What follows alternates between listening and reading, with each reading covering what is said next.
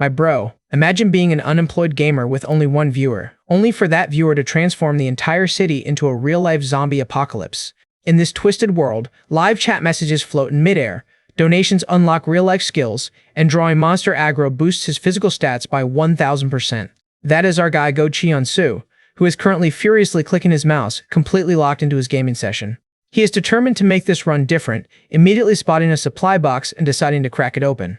Our main guy is furiously clicking his mouse, completely locked into his gaming session. He is hyped up, announcing his third attempt to survive the virtual zombie apocalypse. He is determined to make this run different. Right off the bat, he spots a supply box and decides to crack it open. The smile on his face says it all when he hits the jackpot. He pulls out a classic baseball bat, calling it an awesome start to his run. We see his in-game character looking ready to smash some skulls with his new weapon. He explains to his stream that guns are totally overrated because of a limited ammo. Sitting in his dark gaming room, he dives deeper into his zombie survival philosophy. Loud guns just draw massive zombie aggro, so a silent, reliable bat is always his top-tier pick. But just as he is talking big, a sudden sound cue goes off, and his eyes widen in surprise. A donation. He instantly flips backwards out of his chair, screaming his lungs out to thank his viewer for the support. He lands flat on his back, groaning in actual pain on the floor. Dedication to the stream is real, but that fall definitely left a mark. He scrambles back to his mic, laughing it off and asking if his reaction was worth the cash. That is when a new message pops up. His single viewer drops a reality check in the chat, telling him he just died. The screen flashes with the dreaded death screen, Vine Boom. Turns out, while he was doing his theatrical thank you roll, a zombie snuck up and tore his character apart. He awkwardly apologizes to his chat. He tries to cope, arguing that he's still got a weapon, a save point, and a donation, making it a net win. He prepares to respawn back at the last checkpoint. He hits yes to respawn, ready to get back into the action. But the viewer, only one, sends a message asking if it is even fun to stream when they are the only person watching. He quietens down for a second, looking a bit solemn. This is Go Cheon-soo, just an ordinary streamer trying to make it. He does his best day in and day out. He flashes a bright, wholesome smile and begs his viewer not to say stuff like that. He says he keeps going purely because his loyal viewer is here. Deep down, he knows having just one viewer is pretty rough. Suddenly, a strange new message pops up on his screen. The viewer responds by asking if that is so, before typing out a creepy message stating they will choose him. Cheon-soo is left completely confused by the cryptic text, asking what exactly he is being chosen for. He tries to play it cool and thank them anyway, but before he can finish, everything goes wrong. A sudden, massive noise shakes his entire room, sending him leaping out of his chair in sheer panic. He stands frozen, listening intently as the strange atmosphere settles over his room. A heavy thud echoes from the streets below, and he frantically asks his chat if they heard the explosion. Cheon-soo rushes over to the window, ripping the curtains open to see what is happening. His eyes go wide with absolute horror at the sight outside. The entire city is in flames, with massive plumes of smoke rising from burning skyscrapers. He looks down to see crowds of people running for their lives and screaming in terror. He realizes something is horribly wrong. Suddenly, his PC monitors flicker and go completely black. He repeatedly jams the power button, but the computer is completely dead. Fearing the worst, he decides he has no choice but to head outside and investigate the chaos.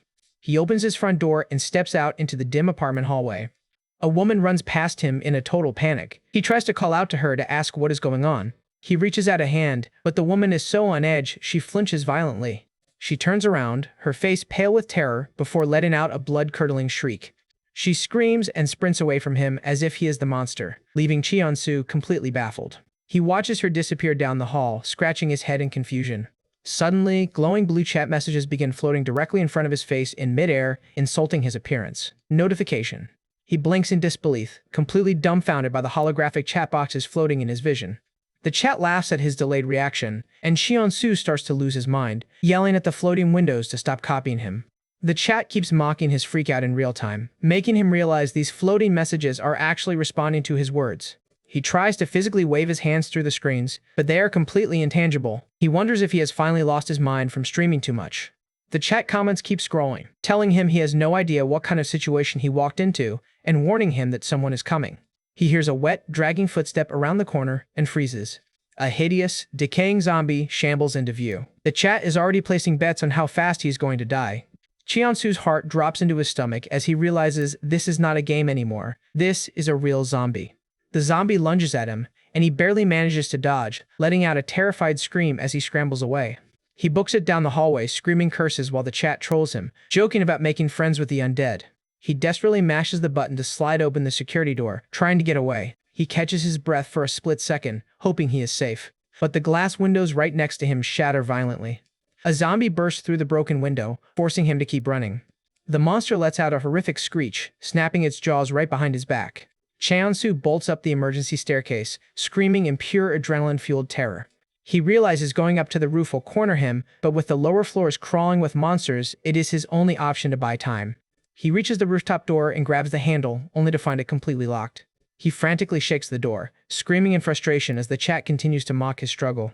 The chat starts backseat gaming, arguing over whether he should pull or push the door, while warning him that the zombie is closing in.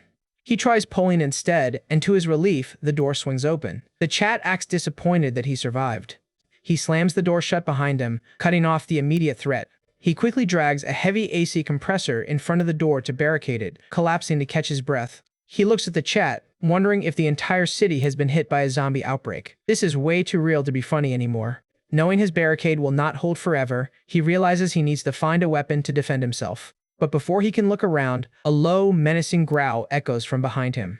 Cold sweat runs down his neck as he slowly turns around. He freezes as he locks eyes with a massive, hulking zombie standing on the roof. The massive creature is covered in blood, staring him down with a grotesque grin. Cheonsu recognizes those greedy, twisted features immediately.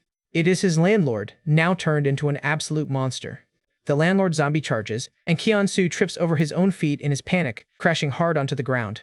The massive zombie pins him down, snapping its jaws close to his face while the chat jokes about his easy defeat. As he struggles to keep the zombie teeth away, he spots a glowing supply box sitting nearby. He uses every ounce of strength to hold back the zombie landlord's jaws as it tries to bite his face off. The monster screeches, but Cheonsu finds a burst of adrenaline and yells at it to back off. With a desperate shove, he throws the heavy zombie off his body and rolls away. He stands up, panting heavily, and barks back at the screaming monster. He charges forward, screaming at his landlord to lower the rent as he gives him a massive shove. He manages to push the landlord right over the edge of the rooftop. The zombie slips and tumbles backward into the open air. The landlord falls off the side of the skyscraper, flailing wildly. He plummets all the way down, entirely helpless as gravity takes over. The chat is actually impressed, debating whether he did that on purpose or if it was just incredibly lucky. He leans against the railing, completely exhausted and catching his breath. He collapses onto the concrete floor, but his relief is cut short by a violent banging on the door behind him. The barricaded door starts rattling violently as multiple zombies try to break through. His heart sinks when he realizes there are 3 more of them trying to get in. The chat starts bringing up his gaming trauma, joking about him getting cornered in a 3-on-1 fight. But then his eyes lock onto the metallic supply box resting on the roof. He remembers his earlier stream prep and realizes this box might actually contain something useful. A sly smirk spreads across his face as he connects the dots between his gaming knowledge and this bizarre reality. He rushes over and flips open the heavy lid just as the zombies start bursting through the barricade. Inside, he finds a sturdy baseball bat. The chat calls it the perfect starting weapon for his current situation. The zombies completely smash through the rooftop door, snarling and ready to feed. They charge onto the roof, completely surrounding him. He grips his new baseball bat tightly, staring down the horde with newfound confidence. He reminds himself of who he is. Go Cheonsu, a survival game streamer. For an experienced streamer like him, this apocalyptic nightmare is not a death sentence. To him, the end of the world is nothing more than another game to beat. He winds up and swings the bat with full force, ready to start smashing some heads. Cheonsu winds up his baseball bat, looking incredibly cool as the zombies scream in the background. It is time to show these monsters who they are messing with. Even his chat is getting hyped up, wondering if he is finally going to show off his gaming skills in real life. Except his swing is completely clumsy, missing the target and throwing him totally off balance. So much for looking cool, sad trombone. He wobbles around like a wet noodle, barely even holding the bat correctly. His single viewer drops a simple question mark in chat. He panics, wildly flailing the bat around while screaming at the zombies to stay away from him. The chat is already asking what on earth he is trying to do. He is just swinging like a maniac to keep them at bay on the rooftop, and his chat is absolutely roasting him for it. They have already accepted that he has no idea what he is doing. Cheonsu realizes that swinging a real bat is nothing like playing a video game. He cannot get any leverage, and his strikes are completely weak. The 3 zombies close in on him, cornering him against the edge. He is running out of room fast. With his back against the railing, his eyes dart around frantically. He knows he has to dodge their next attack, or it is game over. He dives headfirst onto the concrete, barely slipping under their reaching claws. The chat is crying laughing, calling his desperate survival a complete comedy act. Pushing himself up from the ground, he admits to himself that fighting 3 of them head-on with a bat is a terrible idea. He needs a different plan, and fast. Suddenly, he notices something. He gets an idea to use the environment to his advantage. As the next zombie lunges at him, Cheonsu ducks low, letting the monster's own momentum carry it forward. The zombie completely misses him and trips over the railing, tumbling off the edge of the roof. The other 2 zombies try to grab onto the first one, but they end up pulling each other over the side, falling down to the streets below. Cheonsu slowly peers over the edge, sweating profusely as he watches them fall. He cannot believe that actually worked. The rooftop is finally quiet again. The chat is actually impressed, admitting they did not expect him to make it out of that mess alive. He heads back over to the rooftop hatch, his heart still pounding. Even his viewer admits they were on the edge of their seat. Back inside, he checks his phone, but there is still no signal. He realizes this disaster is much bigger than just a local blackout. His viewer asks what his next move is, and Cheonsu makes a firm decision. He is going to head over to his parents' house to make sure they are safe. He packs a bag and grabs some makeshift gear. His chat points out that the roads are probably blocked, meaning cars are out of the question. He steps outside into the eerie quiet of the city, with the sky turning an ominous shade of red. Fortunately, he manages to find a scooter to get around. He navigates through the empty streets while the chat babbles away in his vision. As he rides, he notices the gas gauge is dangerously close to empty. He needs to hurry before he gets stranded in the middle of nowhere. Suddenly, a massive dark shadow flashes across his path at blinding speed. The impact sends his scooter crashing violently onto the pavement, throwing Cheonsu onto the hard asphalt. He groans in pain, checking his limbs to make sure nothing is broken. His chat asks if he saw a giant tongue whip out of nowhere. He looks up and freezes. Sitting on top of a nearby dumpster is a massive, glowing pink and purple frog monster. Cheonsu is completely stunned. It is not just zombies out here anymore. There are actual mutated monsters running loose. The frog monster licks its lips, its giant eyes locked onto its next meal. The monster launches its tongue like a whip, and Cheonsu barely rolls out of the way as the tongue smashes the pavement. He scrambles to his feet and starts running. He realizes the frog's tongue shoots in a straight line, meaning he has to avoid open roads. He ducks into a narrow alleyway, hoping the tight space will limit the monster's attack range. Another tongue strike shatters the brick wall right next to his head. He pushes forward, knowing he needs to go even deeper into the alley. He runs at full speed, taking sharp corners to break the monster's line of sight. We get a bird's-eye view of him navigating the narrow maze of alleys, doing everything he can to dodge the relentless tongue attacks. While running, he reaches into his bag and pulls out a lighter and a glass bottle. He prepared a couple of makeshift firebombs earlier, but he did not expect to use them so soon. A heavy thud echoes behind him as the massive frog lands right at the entrance of his alley. Cheonsu turns around, cornered, but refusing to back down. He challenges the beast, while the chat calls him crazy for picking a fight. He flicks his lighter and ignites the rag of his homemade Molotov, ready to make his move.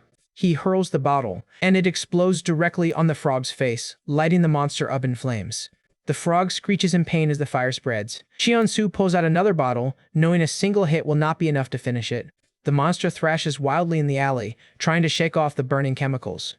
Cheonsu realizes that fire is definitely its weakness. He just needs one more clean hit to end this. He preps his final firebomb. It is a huge risk to stand his ground, but he has to gamble it all on this last shot. He goads the monster, baiting it to attack him head-on. The frog shoots its tongue straight at him, but Cheonsu sidesteps the attack at the very last microsecond. With the frog's mouth wide open from the attack, he throws the final Molotov straight down its throat.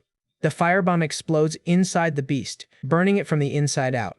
The giant frog monster collapses onto the concrete, smoke pouring from its mouth as it stops moving entirely. Cheonsu falls back against the wall, covered in soot and completely out of breath. The chat is in absolute disbelief at what they just witnessed.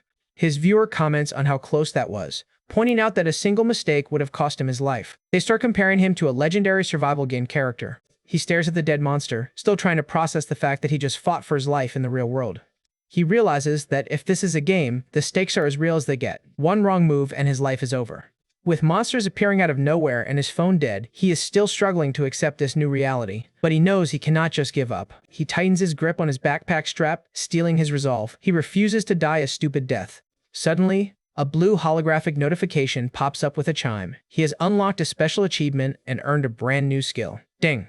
He stares at the floating window in shock, an actual skill in real life. This really is behaving like a game. He opens up the skill window to read the description of his new abilities, aggro and record accumulation. He notes that the skill basically encourages him to draw as much attention as possible. It is a dangerous path, but incredibly useful for a streamer. For now, he decides to close the window. He has more important things to worry about than system mechanics. He leaves the alley behind, focus shifting back to his primary goal, checking on his parents. He looks down at his ruined scooter with a sigh. It is completely dead, but since his house is nearby, he decides to walk the rest of the way. He walks through the quiet neighborhood under the red sunset, praying that his family is safe. He finally arrives at his parents' house, but his jaw drops in utter horror. A massive chunk of the house has been completely bitten off, as if some giant beast used it as a quick snack. He kicks the door open and rushes inside, frantically screaming for his mother and father. He runs through the ruined hallways, desperately calling out, but only silence answers him. He checks room after room, but the house is completely trashed and empty. He stops in the middle of the living room, realizing they are nowhere to be found. He clutches his head in despair, while the chat leaves insensitive comments about them probably being eaten. He forces himself to calm down. He knows his parents are incredibly organized people, so if they left, they must have left some kind of note. He starts tearing through drawers and searching the tables for any written messages. After finding nothing in the living room, he suddenly remembers his old bedroom. He runs into his room and spots a neat piece of paper sitting on his desk. He picks it up and reads his mother's handwriting. The note says they evacuated safely with some military soldiers who stopped by. He sighs in relief, glad to know they are alive. But then he reads the specific military division mentioned in the letter. The note specifically names the group, the 7.5th Division. Cheonsu stares at the paper, his eyes wide with shock. He recognizes that name, and it might just lead him straight into the heart of the mystery. Cheonsu's chat is already crying in his vision, asking if his parents really just abandoned him in the middle of a literal apocalypse. It definitely looks bad, but he isn't buying it. He looks closer at the handwritten note left on the desk, feeling like something is off about the entire situation. Knowing his father's stubborn personality, there is no way he would just run away and leave his son behind. The message is way too structured to be a rushed evacuation note. His gamer brain starts connecting the dots. If this world has suddenly turned into a survival game, then every major event must have a purpose. He theorizes that his family's disappearance is actually the main quest. This system is forcing him to find his parents to progress the story. Realizing there is no point in panicking, he packs his bag. His only real clue is finding this mysterious 7th Division. Instead of immediately heading out, Cheonsu starts looting his parents' pantry, finding some canned tuna. His chat is completely baffled by how peacefully he is acting while his parents are missing. He pulls the cans down, explaining to the viewers that he needs to fill his stomach and prepare properly before embarking on a long journey. With the house completely empty, he knows there is nothing left for him to do here. It is time to gather supplies and move on. As he is packing, a sudden clattering sound echoes from the other room, making him freeze. He raises an eyebrow, positive that he cleared the house of any zombies before he entered. To be safe, he quietly reaches over and pulls a heavy kitchen knife out of the block. He creeps out of the kitchen, taking slow, silent steps toward the darkened living room. Suddenly, a loud crash behind him makes him spin around, raising his knife in a defensive stance. A decaying hand violently bursts through the doorframe, catching him off guard. A snarling zombie lunges through the broken doorway, forcing Cheonsu to react instantly. The monster grabs his arm, and they engage in a desperate struggle as Cheonsu tries to keep the knife between them. He manages to kick the zombie back, catching his breath while a glowing system timer appears in his vision. The aggro skill has officially activated. He stares at the holographic timer reflecting in his eye, realizing the skill triggered the moment he engaged the zombie. He reads the skill details. The aggro skill lasts for 10 minutes, boosting his physical stats by 10% for every monster targeting him. The more danger he is in, the stronger he gets. Grabbing a heavy hammer, he decides it is time to put this newly unlocked skill to the test. He heads toward the front of the apartment building under the burning red sky. A heavy pounding starts shaking the apartment door, with several growling monsters trying to break inside. Cheonsu pulls the door open with a grin, yelling at the zombies for making so much noise. He swings his hammer, bringing it down hard on the lead zombie's skull. His skill gauge immediately ticks up. Blood splatters across his face as he delivers another heavy strike, completely crushing the monster's head. The first zombie collapses, and Cheonsu doesn't waste any time, stepping over the corpse to face the next one. He swings the door wide open, calling out the next monster in line like a true gamer. He steps into the hallway, landing another brutal hammer hit on a charging zombie. A collage of action panels shows Cheonsu absolutely dominating the corridor, bashing zombie skulls left and right. His chat is going wild, cheering on his brutal hammer party. He continues his rampage down the hallway, his aggro counter rising higher and higher as he clears the area. He wipes the blood from his cheek, taking a deep breath after the intense hallway fight. Looking around at the pile of defeated monsters, he feels a bit guilty for leaving a mess in his parents' building. He counts 7 zombies in total. With only a minute left on his skill timer, he confirms that the physical buff from aggro is incredibly effective. Suddenly, a loud rattling noise comes from the kitchen, putting him on high alert. He wonders if another zombie managed to slip past his defenses. Determined to clear the area before his skill runs out, he walks back toward the kitchen with his hammer ready. He sneaks into the kitchen, looking around the counters to locate the source of the noise. He suddenly rips open a cabinet door, letting out a yell to startle whatever is hiding inside. Instead of a zombie, a terrified human delivery worker screams back at him, curling up in the cabinet to protect himself. A few minutes later, the delivery worker is busy cooking a fresh meal on the stove while Cheonsu watches from the table. Cheonsu sits back calmly, letting the stranger prepare some food. His chat is completely losing their minds, calling him crazy for trusting a random delivery guy. We see the delivery vest the man is wearing, showing he works for a local noodle shop called Myeongsoru. The chat continues to complain, but Cheonsu is too hungry to care about the potential risks. Cheonsu eyes the man, trying to figure out how he should address him. He rationalizes that after fighting monsters all day on an empty stomach, any hot meal is worth a slight risk. Besides, he knows he can handle himself if this guy tries anything funny. He is ready to handle any threat ruthlessly. The delivery guy sets a hot steaming plate of spaghetti down on the table, telling Cheonsu to eat up. The food actually looks and smells incredible, completely contrasting the horror happening outside. The chat mocks Cheonsu's sudden mood shift as he eagerly digs into the meal. The delivery guy looks relieved that he is eating. The delivery worker explains that he got caught in the middle of a delivery when the outbreak started and had to hide inside the apartment to escape the zombies. He points out that the zombies Cheonsu just cleared out were actually trailing him, complaining about how much stress the streamer caused him. We get a quick flashback of the delivery guy crying and offering to cook a meal if Cheonsu promised not to throw him out to the monsters. Cheonsu happily devours the pasta, admitting it is actually quite delicious. He tells the guy he plans to leave immediately after finishing. The delivery worker asks where he is going, and Cheonsu says he needs to find a place where he can gather information. The guy suggests they travel together. He explains that Myeongseo Elementary School across the street has been turned into an official military evacuation center, meaning there will be plenty of people and information there. Cheonsu thinks it over. He knows exactly where the school is, and the idea of a military center is perfect for his quest. He realizes that if this world is a game, this delivery guy is essentially an NPC designed to guide him to the next main quest location. Cheonsu officially introduces himself and accepts the offer, identifying the delivery guy as Jun Mingyu. Mingyu is absolutely thrilled to have a strong partner.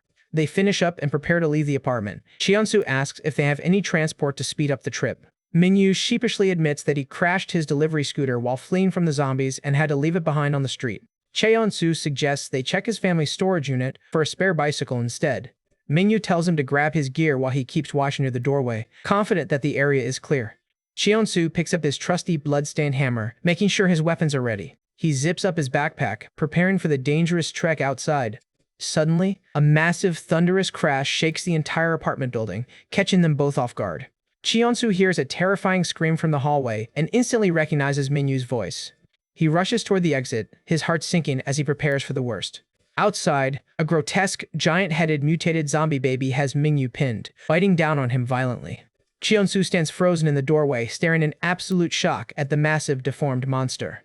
Even the floating chat is losing their minds, panicking over the size of the monster's head. The giant baby zombie lets out a deafening screech. Cheonsu realizes this thing is on a completely different level than the regular zombies he fought earlier.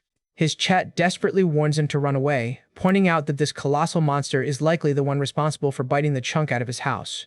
Knowing he stands no chance in a direct fight, Cheonsu makes the split-second decision to run, sprinting past the monster to grab his bicycle. The screams from Mingyu suddenly cut short, leaving an eerie silence in the street. Cheonsu hops onto the bicycle and pedals with everything he has, desperate to put some distance between himself and the beast. He looks back over his shoulder, checking to see if the monster is giving chase. To his horror, the giant-headed monster is crawling after him at terrifying speed. The aggro skill has triggered once again. He curses under his breath, pushing his legs to pedal even faster as the monster closes the gap. The colossal zombie baby scrambles on all fours like a giant spider, moving way too fast for a normal human to outrun on a simple bicycle. Cheonsu realizes he will be caught in a matter of seconds if he doesn't find a faster way to escape. Up ahead in the middle of the road, he spots a bright red scooter lying on its side. It is Mingyu's abandoned delivery scooter. The chat realizes what he is planning and warns him that it is a massive gamble. He leaps off his bicycle, sliding across the pavement toward the scooter. He prays the keys are still in the ignition and the engine is still running. He manages to hop onto the seat, revving the engine with a loud roar as he speeds away just in the nick of time. Even on the scooter, the giant-headed monster continues to pursue him relentlessly. Cheonsu decides he needs to find a way to shake it off once and for all. He grips the handlebars tightly, his signature confident gamer smirk returning to his face. He looks back at the screeching beast, declaring that Go Cheon-soo is not an easy opponent to beat. Meanwhile, outside the gates of Myeongseo Elementary School, military guards are busy directing survivors inside to secure the perimeter.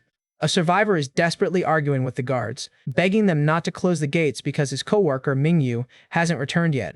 The worker refuses to accept it, shouting that Mingyu has been a loyal co-worker for years and might be just around the corner. He begs them to wait just a little longer, but the guards insist that keeping the gates open puts everyone inside at risk.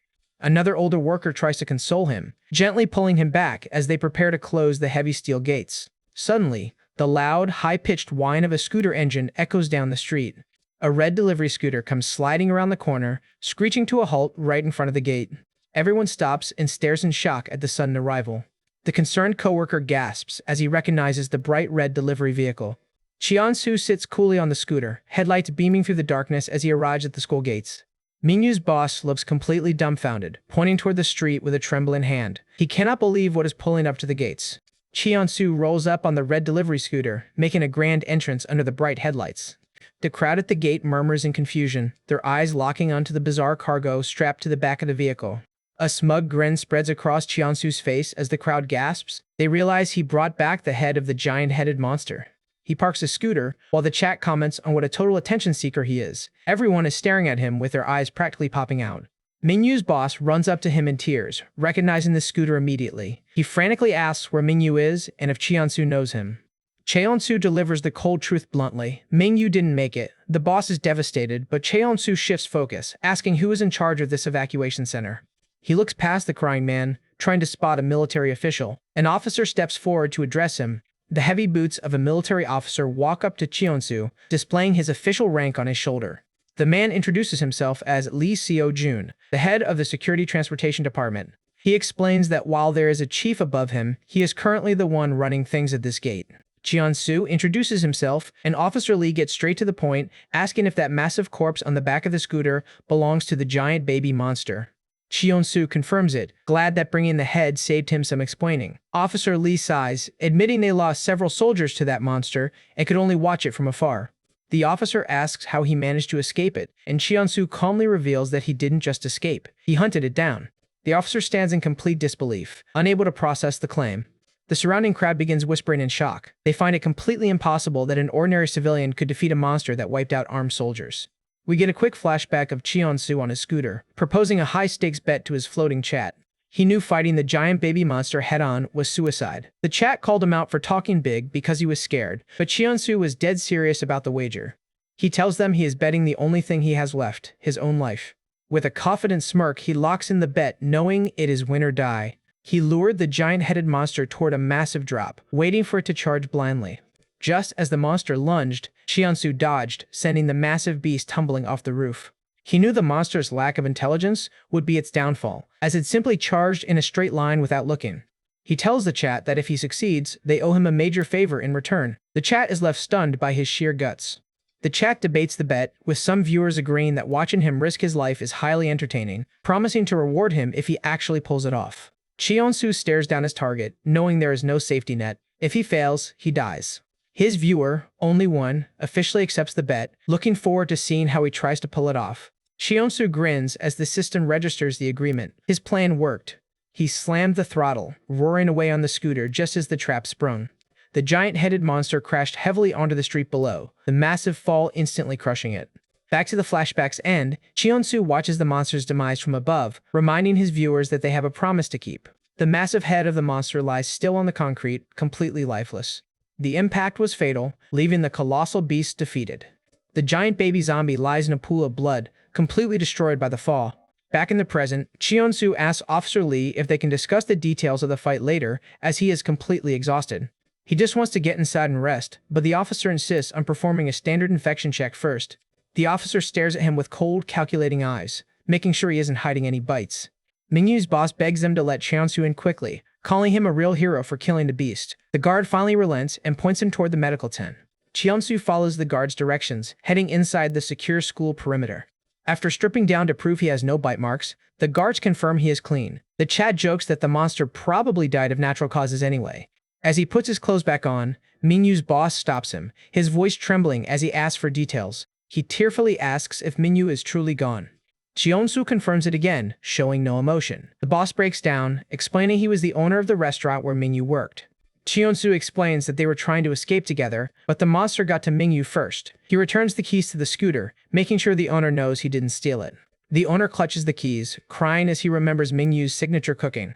We get a brief, emotional memory of Mingyu proudly serving a fresh bowl of mapo tofu, leaving his boss completely heartbroken. Not wanting to deal with the emotional scene, Cheonsu politely bids him farewell and walks deeper into the facility. He heads toward the school building, leaving the grieving crowd behind. The moment he steps across the threshold of the school entrance, a strange blue light flashes beneath his feet. A massive system notification pops up in his vision, announcing that he has officially completed the tutorial. The realization sends shivers down his spine. The chat is already getting hyped for the real game to start. He walks up the stairs of the quiet school, looking for an empty room to think. He slides open the door of a dark classroom and steps inside.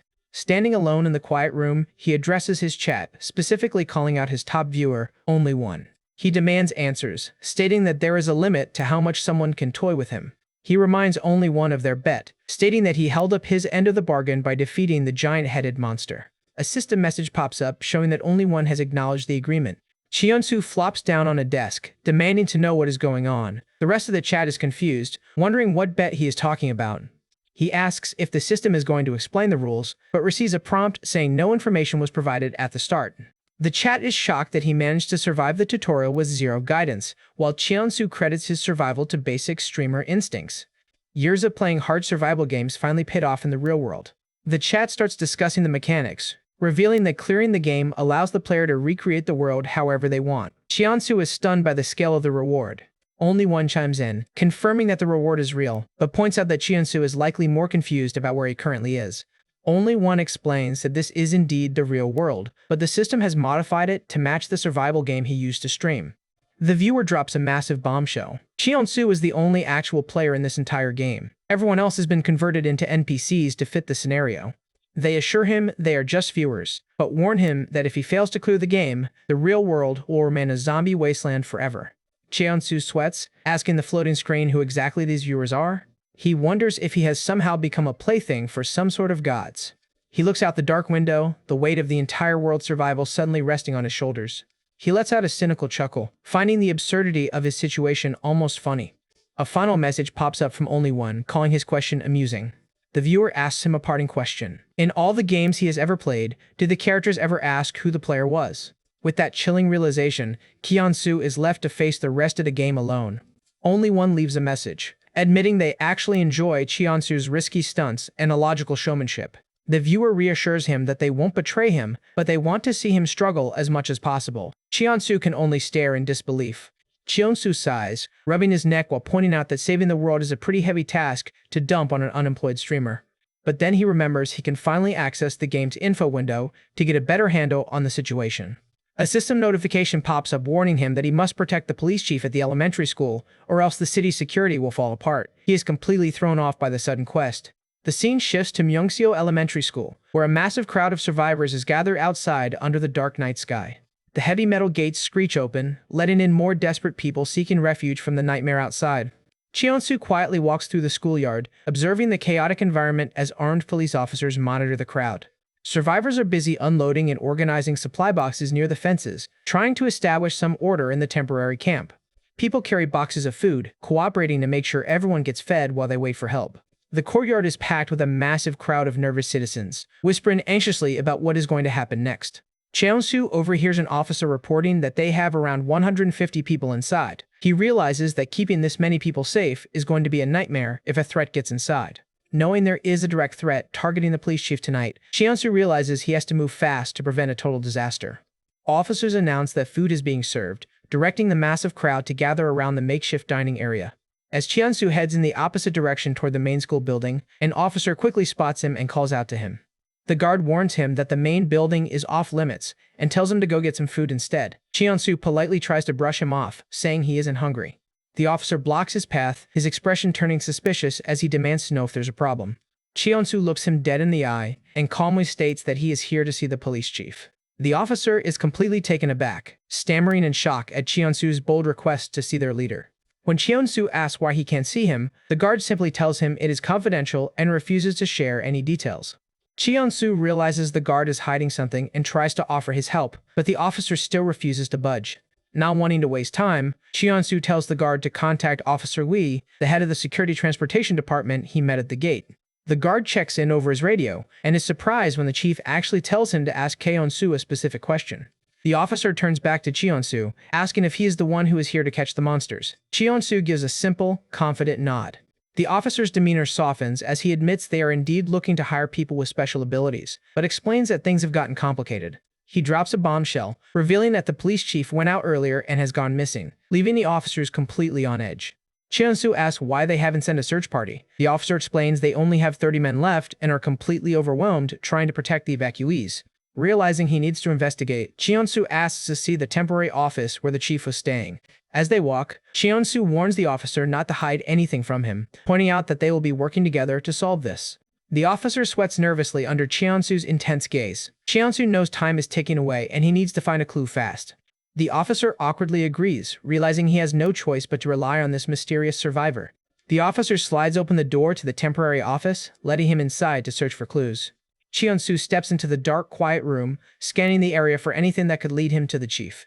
He asks his chat to help him look around, but his unhelpful viewers instantly spam the screen with refusals, telling him they don't want to. Ignoring the chat's trolling, Cheon-soo spots a large whiteboard on the wall with a map of the surrounding area. He walks over to the desk and notices a printed map with specific routes and areas highlighted in red ink. He studies the markings, realizing the highlighted zone is actually quite close to the school. This has to be where the chief went. Suddenly, a sharp knock rattles the classroom door, making Cheon-soo flinch in surprise. He tenses up, demanding to know who is outside the temporary office at this hour. A shadow looms behind the glass door as a voice calmly announces they heard he was looking for the police chief. The door slides open, and Cheon-soo watches warily as a stranger steps into the room. A man in a police uniform enters, smiling warmly as he mentions hearing stories about a survivor who killed some powerful monsters. The officer extends his hand, introducing himself as Inspector Jin Kyung-ho. Cheon-soo politely reaches out to shake it. But the moment their hands meet, the inspector grips Cheon-soo's hand with terrifying, bone-crushing strength. Cheon-soo's eyes widen in pain and shock as the inspector maintains a tight, menacing grip while asking if they found anything. The inspector stares down at him with a cold, predatory smile. The chat immediately hypes Cheon-soo up, telling him not to back down in a test of strength. Cheon-soo struggles to match his power, sweating as he wonders what is wrong with this unhinged officer. But before things can escalate further, a blood-curdling shriek from the courtyard echoes through the building. Cheon-soo and the officer immediately bolt toward the windows, hearing frantic screams about the infected attacking. Outside, total chaos has erupted as survivors run in terror from a sudden zombie assault. A massive wave of zombies is tearing through the crowd, catching the evacuees completely off guard. Cheon-soo is horrified by the sheer size of the horde, while his chat continues to troll him, telling him he is completely doomed. Grabbing his claw hammer, Cheon-soo prepares to dive into the fray, knowing he can't just stand by and watch. He rushes down the stairs to help, while the police officers on the ground panic, shouting that they can't fire their guns in such a dense crowd. The cops desperately try to push back the surging crowd, realizing that firing blindly will only lead to civilian casualties. Cheon-soo leaps into the action, landing a brutal hammer blow on a zombie's skull while telling the cops to use blunt weapons instead of guns. He yells at them to grab clubs if they can't shoot, showing them how to handle the undead with melee strikes. Officer Lee calls out, rushing to assist him, when suddenly another survivor charges past them with a battle cry. It is Mingyu's boss, completely fueled by grief and rage, wielding a heavy metal frying pan. The grieving boss swings the frying pan with incredible force, venting his anger over his lost coworker by smashing a zombie's head. He goes absolutely berserk, repeatedly bashing the monsters with the pan in a blind rage. Cheon-soo watches him in complete disbelief, asking why he is just hitting them randomly without delivering a proper finishing blow. Cheon-soo asks if he is trying to maximize his combat time, or if he just has no idea what he is doing, while the terrified boss gasps for air. Shrugging it off, Cheon-soo steps in to steal the kills, landing a clean series of hammer strikes to finish off the weakened zombies. Meanwhile, terrified survivors are screaming and trying to force the school gates open to escape, blaming the guards for letting infected inside. Cheon-soo stops as a chilling realization hits him. The zombies didn't break in from the outside. They were already mixed in with the evacuees. He clenches his jaw in anger, wondering what kind of lunatic would intentionally let infected people inside a secure shelter. He remembers the creepy inspector from earlier and realizes there is definitely an unhinged traitor among the police department. Deciding he has had enough of this mess, Cheon-soo prepares to slip away, keeping his focus on finding the missing chief. He grabs the restaurant boss and tells him to watch the cops for any suspicious behavior, warning him not to join the search party for the chief. He looks at him with intense seriousness, stating that he is doing this to repay Minyu and telling him to listen if he wants to survive. Cheonsu turns and runs toward the exit, ignoring the frantic shouts of the police officers calling him a coward for abandoning them. Suddenly, Inspector Jin catches up and grabs Cheonsu's shoulder, desperately begging him not to leave. Without even looking back, Cheonsu violently slaps the inspector's hand away, telling him to focus on the chaos in front of him. He walks off into the dark, leaving the inspector glaring after him with an annoyed click of his tongue. Cheonsu heads to the street outside and hops back onto the red delivery scooter he parked earlier.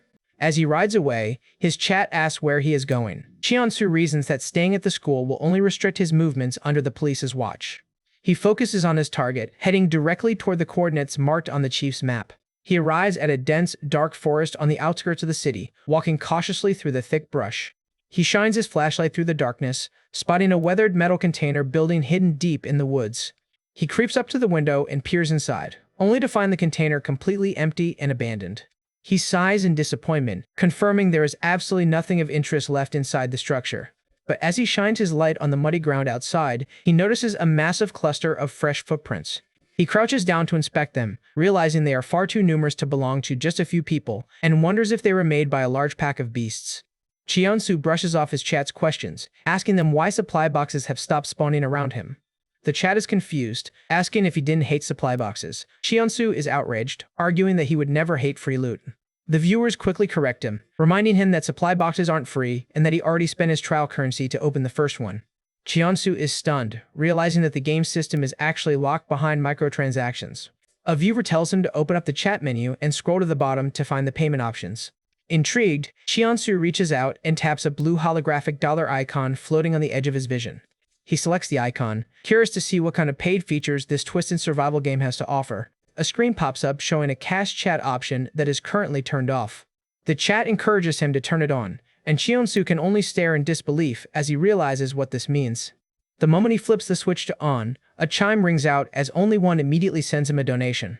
Multiple donation notifications start flooding his vision as viewers congratulate him on opening his wallet. Cheonsu's jaw drops in absolute shock. He instantly throws his hands up in a dramatic cheer, yelling at his viewers for keeping such an incredibly important feature a secret from him. Cheonsu slides open the rusty container door, only to find the place completely silent. The chat immediately starts teasing him, asking if his feelings are hurt after his sudden departure from the school. He steps inside the dark room, letting out a long sigh while his viewers continue to roast him in the floating chat boxes. They thought his dramatic exit was hilarious. He waves his hands dismissively, trying to play it cool and claiming he doesn't hold grudges. Of course, his chat is not buying the act for a second, pointing out that his eyes say otherwise. He forces a strained smile, admitting that being forced to leave without any real explanation was a bit annoying. He tries to change the subject before they tease him any further. Looking around the cluttered workspace, he wonders what this container house was actually used for. He guesses that the missing police chief might have been held captive here. But his investigation is cut short when a terrifying face slams violently against the barred window right next to him. Cheonsu screams at the top of his lungs, leaping backward as his heart nearly leaps out of his chest. His aggro skill instantly triggers. He backs away as more decaying hands and faces start hammering on the glass. He realizes the muddy footprints he saw outside indeed belonged to a massive horde of zombies. Trapped inside the small space, he grinds his teeth while his viewers absolutely lose their minds laughing at his terrified reaction. Outside, a growing crowd of the undead surrounds the metal container, desperately clawing at the walls to get inside. His aggro counter rapidly ticks up. Realizing the door is about to give, Cheonsu tightens his grip on his weapon, refusing to let these monsters corner him. He bursts out of the container like a man possessed, delivering a brutal sequence of hammer strikes that paints the walls red. His stats skyrocket as his physical ability increases. With blood splattered across his face, he glares at the remaining monsters, warning them that they picked the absolute wrong day to mess with him. He stands panting amidst a pile of crushed corpses, finally catching his breath under the dark sky. Suddenly, a blinding pair of headlights cuts through the darkness as a heavy SUV crashes through the forest brush, heading straight for him. He barely rolls out of the way as the vehicle slams into the dirt. Recognizing the car, he screams at the driver, calling out the corrupt cop from the school to show his face. Inside the SUV, Inspector Jin sits behind the wheel, staring at the survivor with a cold, sinister expression. The inspector is completely stunned, unable to comprehend how Cheonsu managed to dodge his sudden vehicular assault with such a flimsy-looking body. He looks at the massive pile of defeated zombies on the ground, starting to realize this streamer is far more dangerous than he originally thought. Grinding his teeth in a fit of rage, Jin slams his foot onto the accelerator, determined to finish the job once and for all. The heavy SUV roars forward, tires kicking up dirt as it charges directly toward Chiansu. A maniacal grin spreads across the corrupt officer's face as he prepares to crush him under the wheels. He gleefully imagines leaving Chiansu's broken body in the dirt, keeping his headlights locked onto his target. But his triumph is cut short when a heavy thud shakes the entire hood and blood splatters across his windshield. He blinks in complete shock. Looking through the glass, he realizes Chiansu is no longer in front of the vehicle, frantically looking around to see where he went.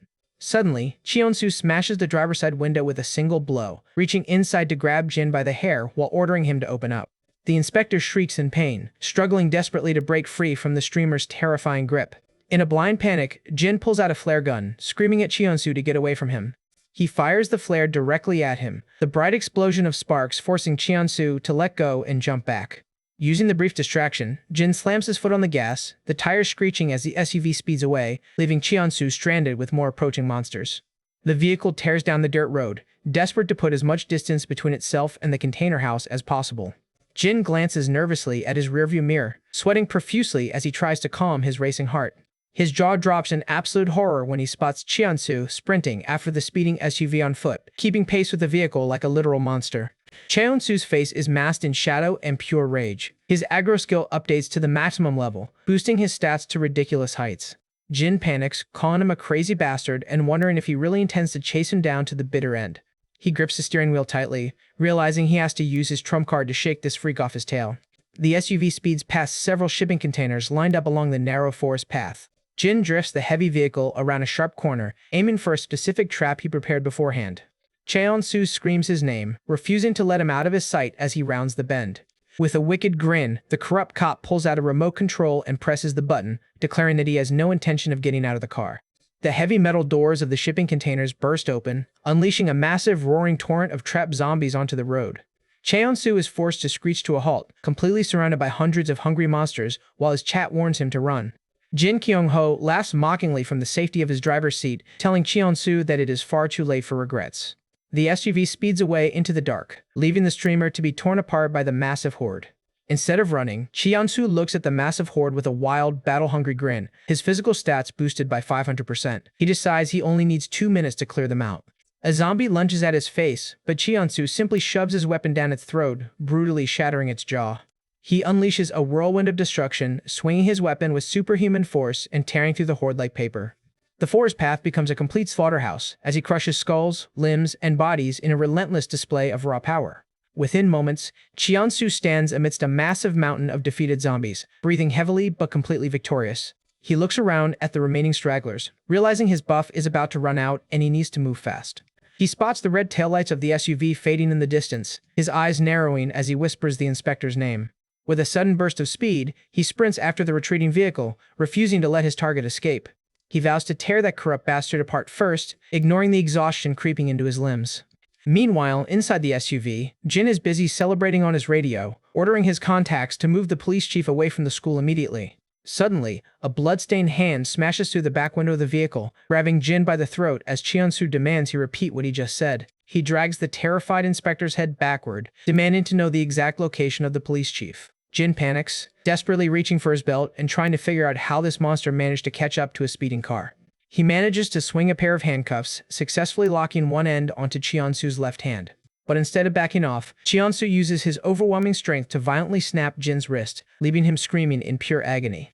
The inspector shrieks, demanding to know what kind of freak he is. Chiansu simply replies that he's just a simple streamer. With a smug grin, Chiansu points out that his loyal chat is giving him plenty of support tonight. With a brutal kick, he hurls the screaming officer straight out of the moving SUV onto the dirt road. He slides into the driver's seat, taking control of the vehicle while the inspector lies unconscious in the dust. As he holds up the dangling handcuffs, his chat starts dare gaming him, offering him digital currency if he drives back with them locked on. Cheonsu chuckles, joking with his viewers that at this rate, they will be paying him to lock his ankles next. To secure the donation, he actually clicks the cuff onto his other wrist, locking himself up just for the content. He shifts the SUV into gear, deciding it is finally time to get out of this creepy forest. He spins the steering wheel as the remaining zombies try to swarm the moving vehicle. He slams the accelerator, plow driving right through the obstacles and speeding down the road.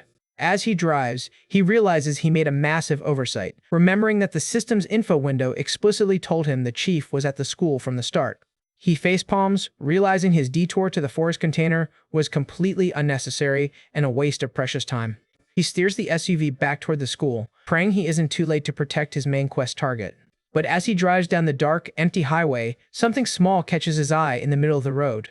Standing directly in the path of the headlights is a tiny, cute stuffed bear walking on its 2 feet. Cheonsu's jaw drops in complete disbelief, utterly dumbfounded by the bizarre sight.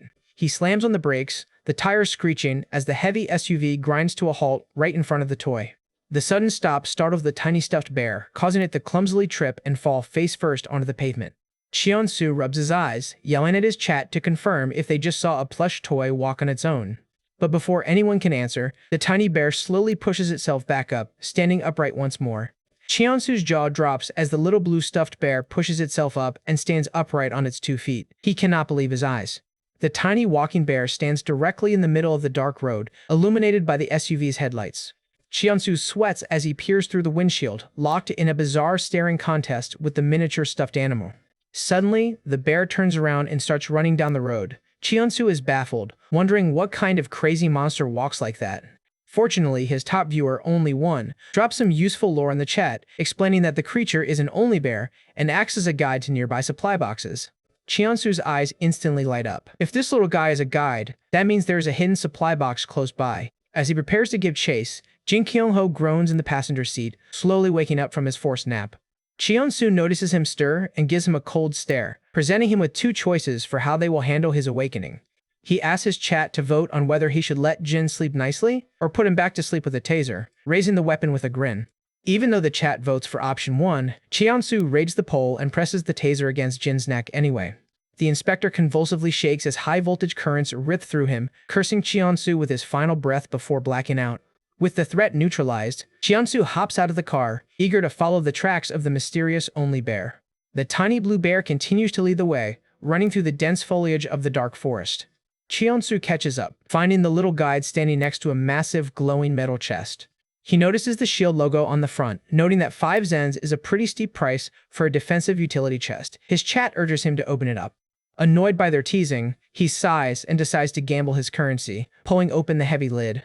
A bright, blinding blue light illuminates his face as the chest pops open. But his excitement immediately turns to utter disappointment when he pulls out nothing more than a basic flashlight. He loudly complains about the useless defensive item. He turns it on, his chat laughing at his terrible luck and joking that it will be great for finding coins in the dark.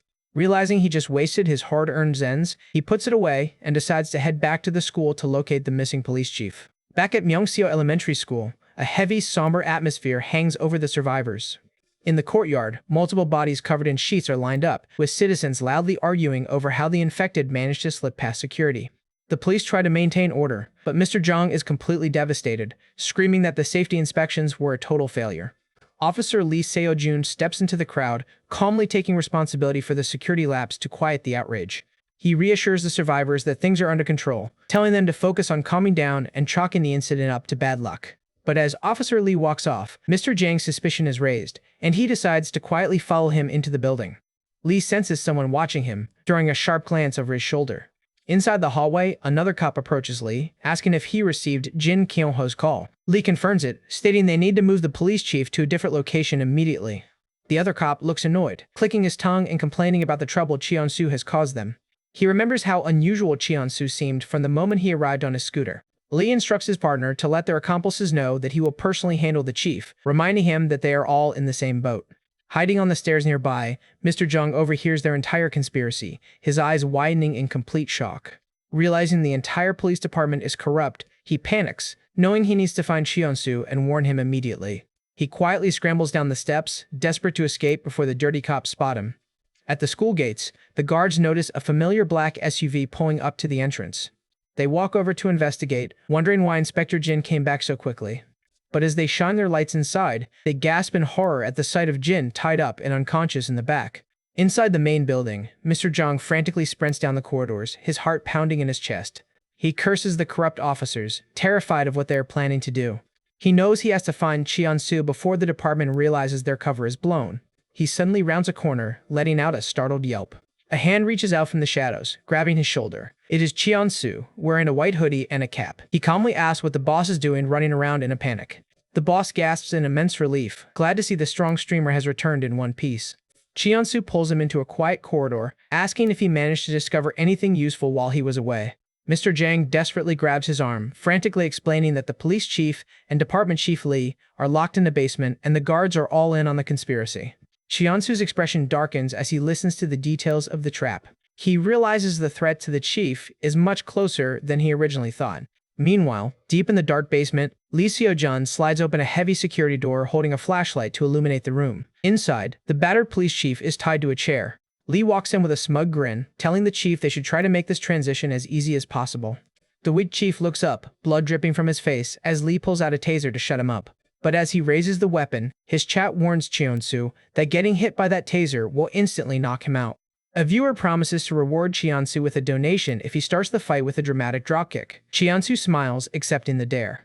He kicks the door open with a deafening crash, catching Lee completely off guard as he thanks his viewer for the sponsor. Cheon-soo launches himself through the air, delivering a massive flying dropkick straight to Lee's face. The impact sends the corrupt department chief flying backward, crashing heavily onto the concrete floor. Lee coughs in pain, struggling to push himself up while cursing the intruder. Desperate, he reaches for the revolver tucked into his belt holster. But Cheon-soo is too fast, lunging forward to grab Lee's wrist and pin his arm down before he can aim. As they struggle on the floor, Cheon-soo looks at him with cold, merciless eyes, declaring that he is the humanity Lee has lost. He delivers a heavy punch to Lee's jaw, forcing him to let go of his grip on the gun. The gun fires wildly into the air as they grapple, deafening shots echoing in the enclosed room. Sparks and plaster fly from the ceiling as multiple rounds are discharged during the struggle. Cheon-soo successfully wrestles the revolver away, clicking the cylinder shut and dryly asking if Lee is done wasting ammo. He raises his fist, preparing to deliver some proper retribution. He lands a brutal punch straight to Lee's face, dedicating the first hit to the memory of Kim Min-yu. He delivers another heavy blow, dedicating the next one to the captive police chief. With a final devastating strike, he punches him one more time, just for all his hard work, painting the floor with Lee's blood. Lee collapses against the wall, groaning in agony as Cheon-soo stands over him, scolding him for messing up the chief so badly. Cheon-soo demands the key to the chief's handcuffs, but the battered officer only wheezes in response. Lee secretly slips his hand toward his taser, hoping to catch the streamer off guard. He lunges with the weapon, but Cheon-soo easily dodges, grabbing the taser and pressing it straight into Lee's neck. Lee screams in pure agony as the electrical current racks his body. Cheon-soo smirks, pointing out that he coincidentally has a taser of his own. He shocks the corrupt chief until he goes completely limp, telling him to send his regards to Jin Kyung-ho. Turning back to the room, Cheon-soo checks his chat, where viewers are getting hyped up for the final execution of the traitor. He picks up the revolver, preparing to do some final cleanup. He walks over to the exit, taking slow, deliberate steps. He stands near the doorway, waiting for his final target to arrive. The door is suddenly kicked open by the main building's guard, who heard the gunshots. But Cheon-soo is already waiting, raising the revolver and firing a clean shot right into his head. The corrupt guard collapses instantly, blood splattering the wall as Cheon-soo calls him a backstabbing coward. He lowers the smoking gun while his chat goes absolutely wild, praise spamming his insane reflexes and point-blank accuracy. Cheon-soo spreads his arms wide, soaking in the donations like a true pro streamer, while the terrified police chief looks on in absolute horror. Cheon-soo turns back to the tied-up chief, a chilling smirk on his face as he asks if they should wrap things up. He walks over slowly, casually asking if the chief has any objections to getting shot. The chief desperately begs him to wait, trembling in terror as Cheon-soo raises the weapon. Cheon-soo taps the barrel against different parts of his body, mockingly asking if he should aim for the arm, leg, or chest. He presses the cold steel of the revolver straight against the chief's forehead. With a dark, menacing smile, he points out how terrified the chief is of a single shot, compared to how many times his men tried to murder him. Another donation chime rings out as a viewer sponsors him for the tense scene. Cheon-soo immediately drops the scary act, flashing a bright smile and thanking his viewers. Leaving the chief crying and screaming in pure terror, Cheon-soo prepares to secure the area and complete his mission. Cheon-soo keeps his gun raised, bursting into a dramatic, wide-eyed laugh as he thanks his viewers for the sudden donation. The corrupt police chief screams in absolute terror, crying and sweating as he begs for his life. Cheon-soo notices a wet patch spreading across the chief's pants and points it out disgustedly, while the chat ruthlessly mocks the old man. He looks down at the shivering man with a sigh, questioning why he had to go and embarrass himself like that. He drags the bound and whimpering chief back up to the school courtyard, where Mr. Jong and several survivors are waiting. The entire crowd gasps in shock as Cheonsu emerges from the dark building, presenting their captured leader. The cops cry out in disbelief, while Cheonsu calmly tells them to head down to the basement to find the rest of the traitors. He explains that the rogue officers who orchestrated the conspiracy are all tied up below, leaving the crowd completely stunned. As the guards rush inside to investigate, Cheonsu quietly slips away from the chaotic scene. He stands on the roof under the starlit sky, letting out a long sigh of relief and hoping this marks the end of the nightmare. He pulls up his system menu, aiming to review his stats and check for any new notifications. His blue eye glows as he scans the holographic screen hovering in his vision. A system warning pops up, explicitly stating that staying in a single area for too long is highly dangerous. The scene cuts to the following afternoon, showing the quiet entrance of the school's night duty room. Cheonsu lies comfortably on a bed, completely satisfied after a massive meal. He comments on how cozy his life became in just 24 hours. He remembers how the grateful survivors treated him like a hero, serving him endless bowls of hot food. But deep down, he knows he cannot stay. He calls up the warning notification again, staring at the screen with a serious expression. He asks his chat how long too long actually means, and his viewers guess that he has maybe 1 or 2 days before things get ugly. He wonders if a warning sign will appear, while a strange blue aura crackles around his body. He realizes the system is likely pushing him to keep moving and progress the main quest. Determined to stay ahead of the curve, he packs his bag and prepares to head back out into the wasteland. He walks out to the school parking lot under a burning red sunset, where his black SUV is waiting. Suddenly, the police chief calls out to him. The chief runs up, asking if he is really planning to leave so soon after saving everyone. Cheonsu asks if there is an issue, and the chief sheepishly explains that he wanted to make sure Cheonsu had all the supplies he needed before he hit the road. He looks down gratefully, reminding Cheonsu that he is the one who rescued him from the traitors. Cheonsu is surprised when the chief reveals they decided to simply banish the rogue officers instead of executing them. Cheonsu questions if that is a wise decision, reminding him that those men tried to murder him, but the chief admits executing them in front of their former allies is too difficult. The panels show Lee Seojun and Jin Kyung-ho bound tightly back-to-back in the dark basement, awaiting their fate. A chilling, wicked smirk spreads across Cheonsu's face as he volunteers to handle the execution himself. He assures the sweating chief that he has no problem doing the dirty work, looking incredibly creepy in the process. Cut to Cheonsu driving the SUV down the highway, with the 2 corrupt cops screaming in terror as they are dragged behind the vehicle. Jin and Lee thrash wildly on the pavement, bound together by a rope and desperately begging the crazy streamer to stop the car. An aerial view shows the vehicle speeding through a swarm of zombies, dragging the screaming traitors right into the jaws of the undead. The monsters instantly descend upon the bound officers as they are pulled along the road. Cheonsu glints at his speedometer, casually suggesting that they speed up the ride a bit. He slams the accelerator, the tires screeching as the SUV roars forward. He looks in his rearview mirror to see the severed, bloody rope trailing behind. He dryly jokes that something unfortunate must have happened to them on their way out. He chuckles to himself, completely unbothered by the brutal fate of the traitors. A quick memory shows the chief thanking him and offering him the SUV as a reward, telling him to say his goodbyes before leaving. The SUV is shown parked in the school lot at night, ready for his journey. In the present, Cheonsu is inside the vehicle, turning on the glowing blue flashlight he got from his expensive chest. He sighs, staring at the flashlight in disappointment and wondering where on earth he is supposed to use a basic utility item. His chat tells him not to worry, assuring him that a legendary streamer like him will find a way to make it useful. Deciding to ignore them, Cheonsu leans back and closes his eyes, trying to get some rest. He falls asleep peacefully inside the quiet car. Suddenly, his eyes snap wide open in absolute panic as a freezing, ominous wind fills the vehicle. He shivers violently, wrapping his arms around his chest and wondering why it suddenly got so cold. He checks the car's vents, realizing the air conditioning is completely off and fearing this is a bad omen. He looks through the windshield and freezes. Standing directly on the hood of his car is a terrifying, shrouded, skeletal phantom with glowing blue eyes. He panics, wondering if it is a person, while his chat loses their minds over how incredibly creepy the monster looks. The creature's clawed hands hover over the glass, dark smoke swirling around its levitating body. Cheonsu's heart drops as he desperately reaches for the ignition, trying to start the engine. He screams in frustration, repeatedly turning the key as the engine sputters and fails to catch. He jams his foot on the pedal, praying for the car to start before the phantom breaks through. The engine finally roars to life, and Cheonsu screams at the monster to get out of the way as he hits the gas. The SUV barrels forward, crashing through the forest and leaving the levitating specter behind. He pants heavily, sweating as he speeds down the dark road, upset that he couldn't even say a proper goodbye to the survivors. He yells at his chat, demanding to know why they didn't warn him about a literal boss monster spawning on his car. He checks his mirrors and sighs in relief when he sees nothing behind him, hoping the phantom disappeared once he put some distance between them. But his relief is instantly shattered when the skeletal reaper suddenly teleports directly into his passenger seat, reaching its claws toward him. The specter vanishes into thin air with a dark whoosh, leaving Cheonsu screaming in terror. He swerves wildly, yelling that he has played plenty of horror games and won't be scared by a cheap trick. But as he looks back at the road, his eyes widen in absolute horror. The giant skeletal face appears directly in front of his windshield, letting out a deafening, demonic shriek. Cheonsu panics, losing control of the vehicle and crashing the SUV violently into a concrete barrier. Smoke pours from the wrecked car. Cheonsu sits in the driver's seat, bruised, bleeding, and groaning in pain.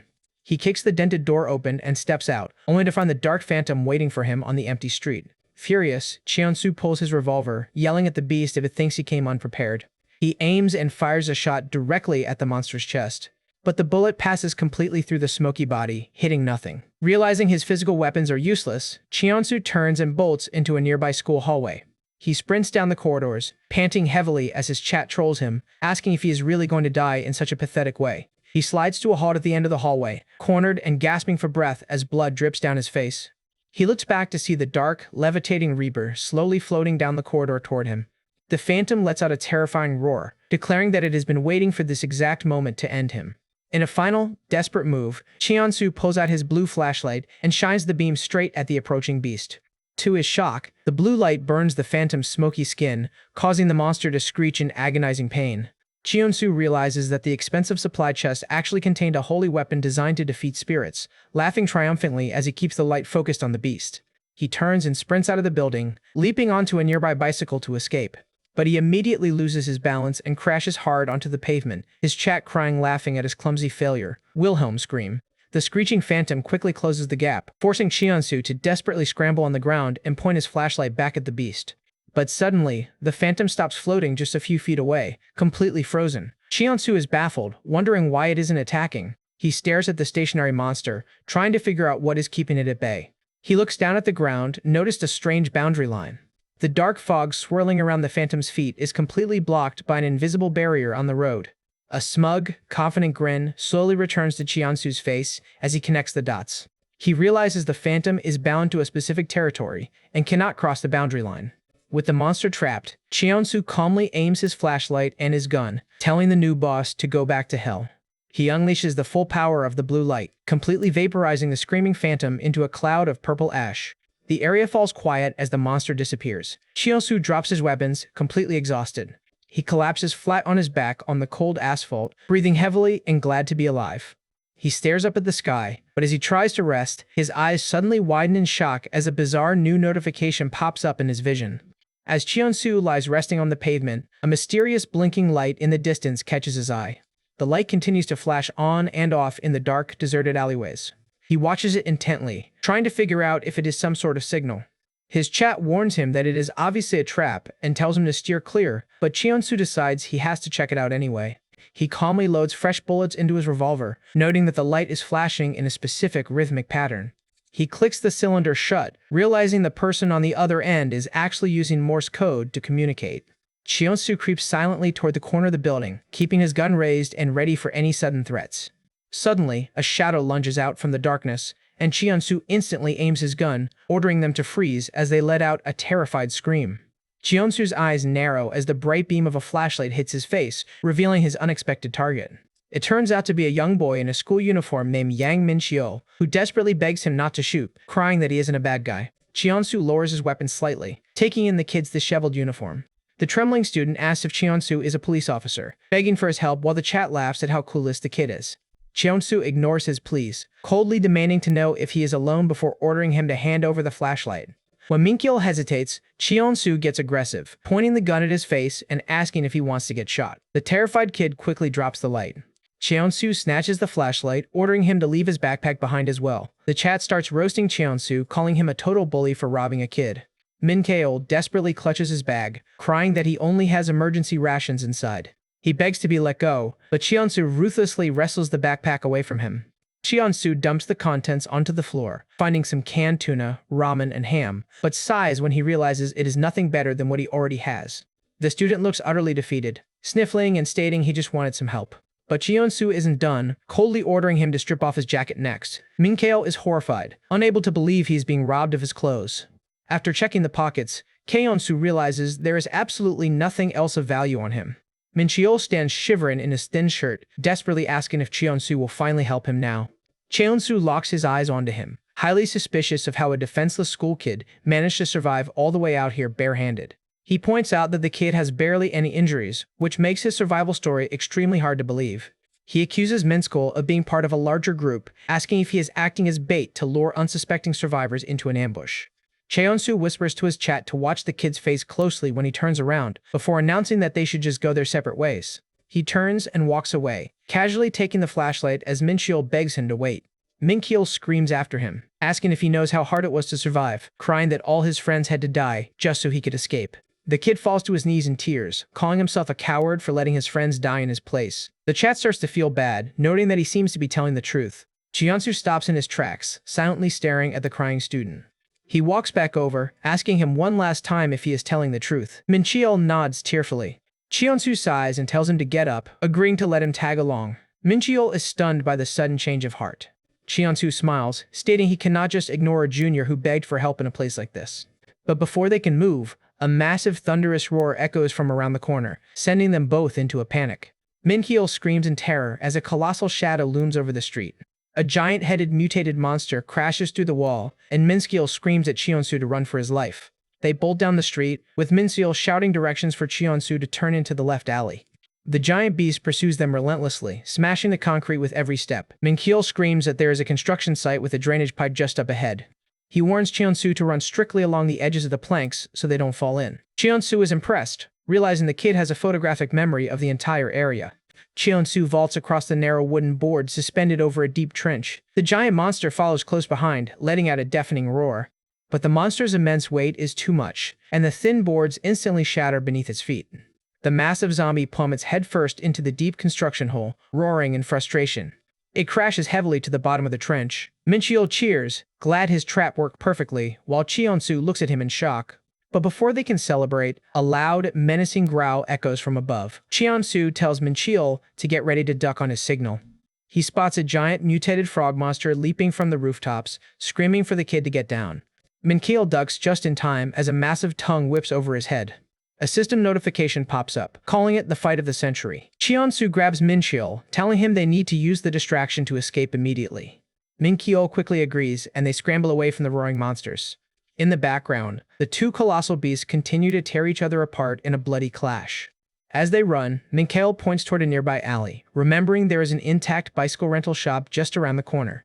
Cheonsu grins, finally understanding how this kid managed to stay alive in this nightmare. His survival instincts are actually top tier. He follows behind the student, completely impressed by his utility. Moments later, they are pedaling down the empty streets on a tandem bicycle. Cheonsu asks if this was the only ride they could find, and Mincheol pants that it was the only intact one left. Mincheol pedals furiously in the front, while Cheonsu relaxes in the back, sweating as he makes excuses for why his own pedals aren't spinning properly. They ride under the dark night sky. Cheonsu notes they are close to their destination, recalling a safe facility he spotted on the map. As they ride, Mincheol quietly asks if he can ask Cheonsu a serious question. He asks if Cheonsu knows anything about the 7.5th Division. Cheonsu's eyes widen in shock. Mincheol explains that he went to check on a friend the other day, but only found a note stating they were taken by the 7.5th Division.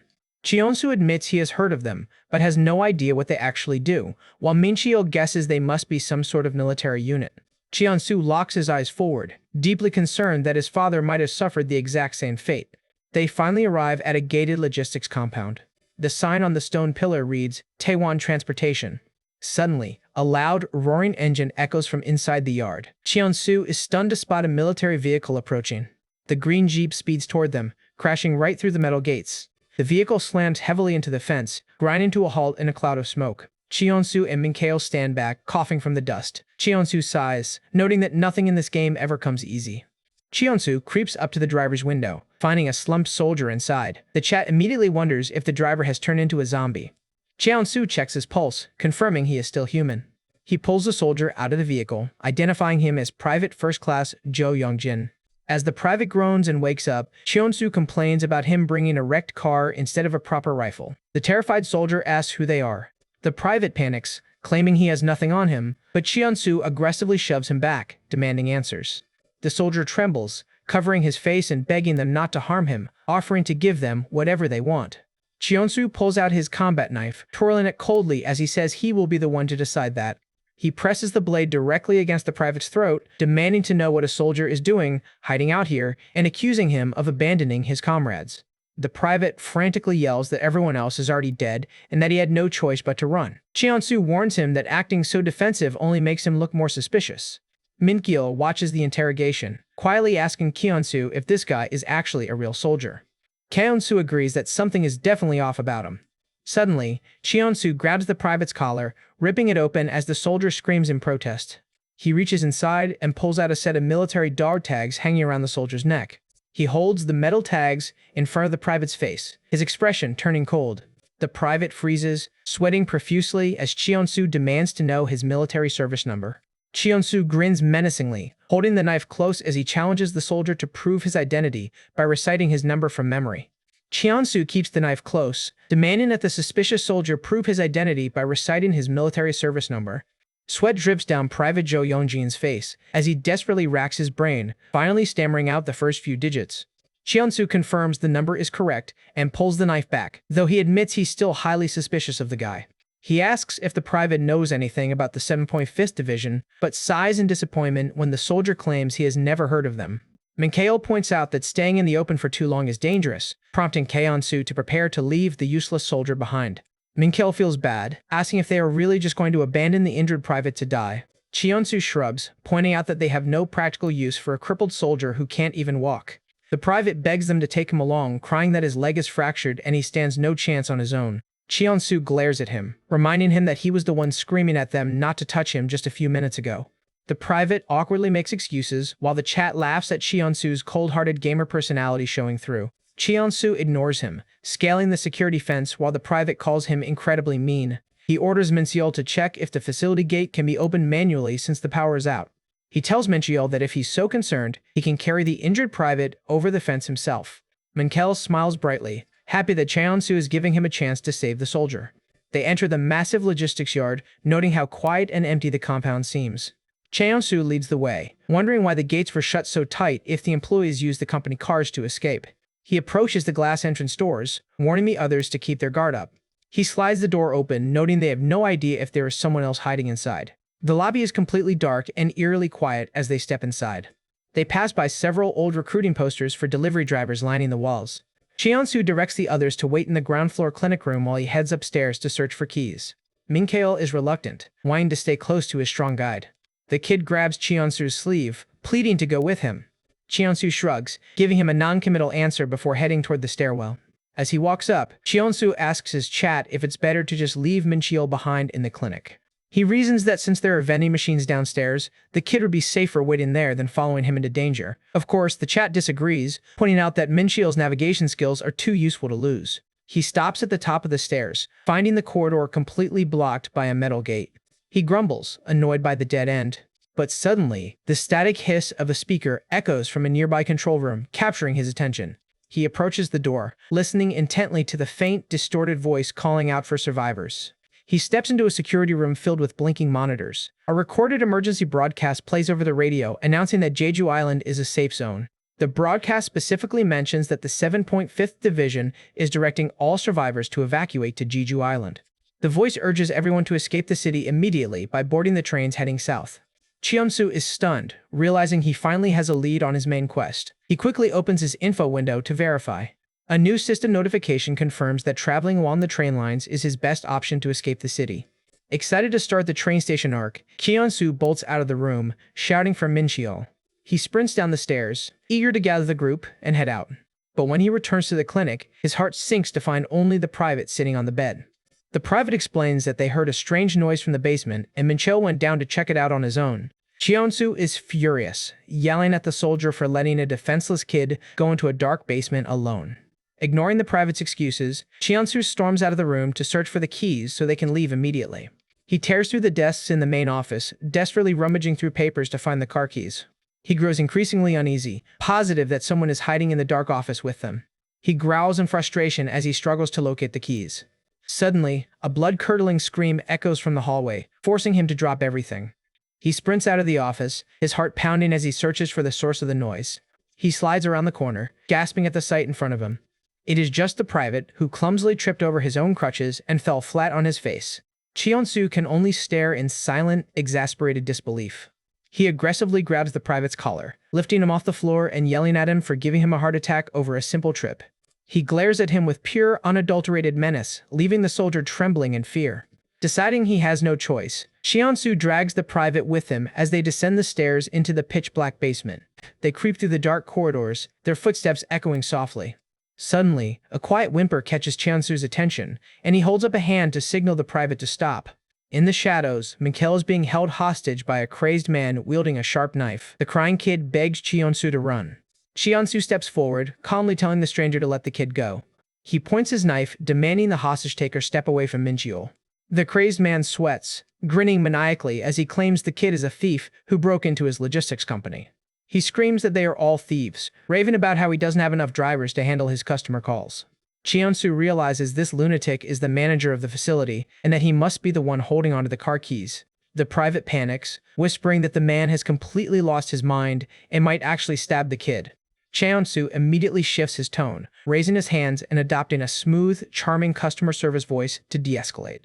He claims they aren't thieves, but rather hard-working citizens who came to apply as delivery drivers. The chat is highly amused by his sudden mock interview strategy. Cheon-soo boasts about his excellent driving skills, begging the boss for an interview. The lunatic manager blinks, actually buying the act and muttering that he indeed needs to hire more drivers. But then the boss demands to see Cheon-soo's official application form. Cheon-soo is caught completely off guard. He curses under his breath, trying to think of a quick lie. The manager grows suspicious, rambling about how a busy man like him can't waste time on someone without a resume. Cheon-soo quickly claims he left his application on the desk upstairs, whispering to the private to quickly run to the office and grab any random paper. Cheon-soo keeps the manager distracted, who happily mutters about how rare it is to find a dedicated young worker in today's world. Within moments, the private runs back into the room, waving a paper and gasping that he found it. Cheon-soo takes the resume, relieved to see the private manage to find a form that actually matches his general description. The manager takes the document, adjusting his glasses to read it carefully. As the boss is distracted, Cheon-soo quietly signals the others to prepare for his move. With a lightning-fast strike, Cheon-soo grabs the manager's arm, wrenching the knife away from Min-cheol's neck. The manager screams in pain as Cheon-soo twists his wrist, disarming him instantly. Cheon-soo pins him to the ground, yelling at Min-cheol to hold his torso while the private searches his pockets for the keys. The private quickly rummages through the manager's coat, triumphantly pulling out a set of car keys. They sprint out of the building to the parking lot, hitting the remote as a sleek sports car's lights flash. They scramble inside, and the private is terrified when he realizes he's the one who has to drive. Cheon-soo yells at him to hurry up, pointing out that his left foot is the only injured part. As they speed out of the lot, Cheon-soo instructs him to head toward the train station, while the private asks if any trains are even running. Cheon-soo tells him to just focus on getting them out of there as fast as possible. But before they can hit the main road, a massive crash shakes the entire front of the car. They look through the cracked windshield in horror as the steel gates of the compound are torn off their hinges. A giant shadow leaps from the gates, landing heavily onto their hood. A hideous, multi-legged, mutated crawler monster stands on their car, glaring at them through the glass. Cheon-soo locks eyes with the beast, casually telling the terrified private that he trusts his driving skills. Min-cheol screams in pure horror as the creature opens its massive jaw. The giant crawler screeches, ready to feed as the group prepares for a high-stakes escape. As they speed away from the warehouse, Jo Youngjin panics, shouting about the terrifying size of the multi-legged crawler zombie chasing them. The grotesque monster runs beside the sports car at blinding speed, its sharp claws screeching against the asphalt. The heavy sports car swerves through the parking lot, but the crawler is hot on their tail. Cheon-soo looks back through the glass, realizing the monster will easily catch up to them if they keep driving in circles. Suddenly, the office doors burst open, and the crazed manager screams at them for stealing his company car. The manager watches his sports car approach, yelling about his taxi before noticing the giant monster running right behind it. Cheon-soo tells the private to break through the front gate on his mark, using the distracted manager as bait. The sports car drifts sharply toward the exit as the giant crawler leaps off the hood, landing squarely on top of the screaming manager. The sports car crashes through the gates and speeds out onto the dark highway, leaving the manager to his fate. Jo Youngjin is horrified, sweating as he asks Cheon-soo if he really just used that innocent man to escape. Cheonsu lies back comfortably, casually stating that the manager was a great boss who made a noble sacrifice. The private can only stare in disbelief, while Mincheol smiles and praises Cheonsu for making the best choice to save the group. Cheonsu shrugs, completely unbothered by the moral dilemma as a new system chime sounds. They speed down the empty highway as the headlights illuminate the dark path ahead. A blue notification pops up, informing him that they have officially crossed into a new jurisdiction.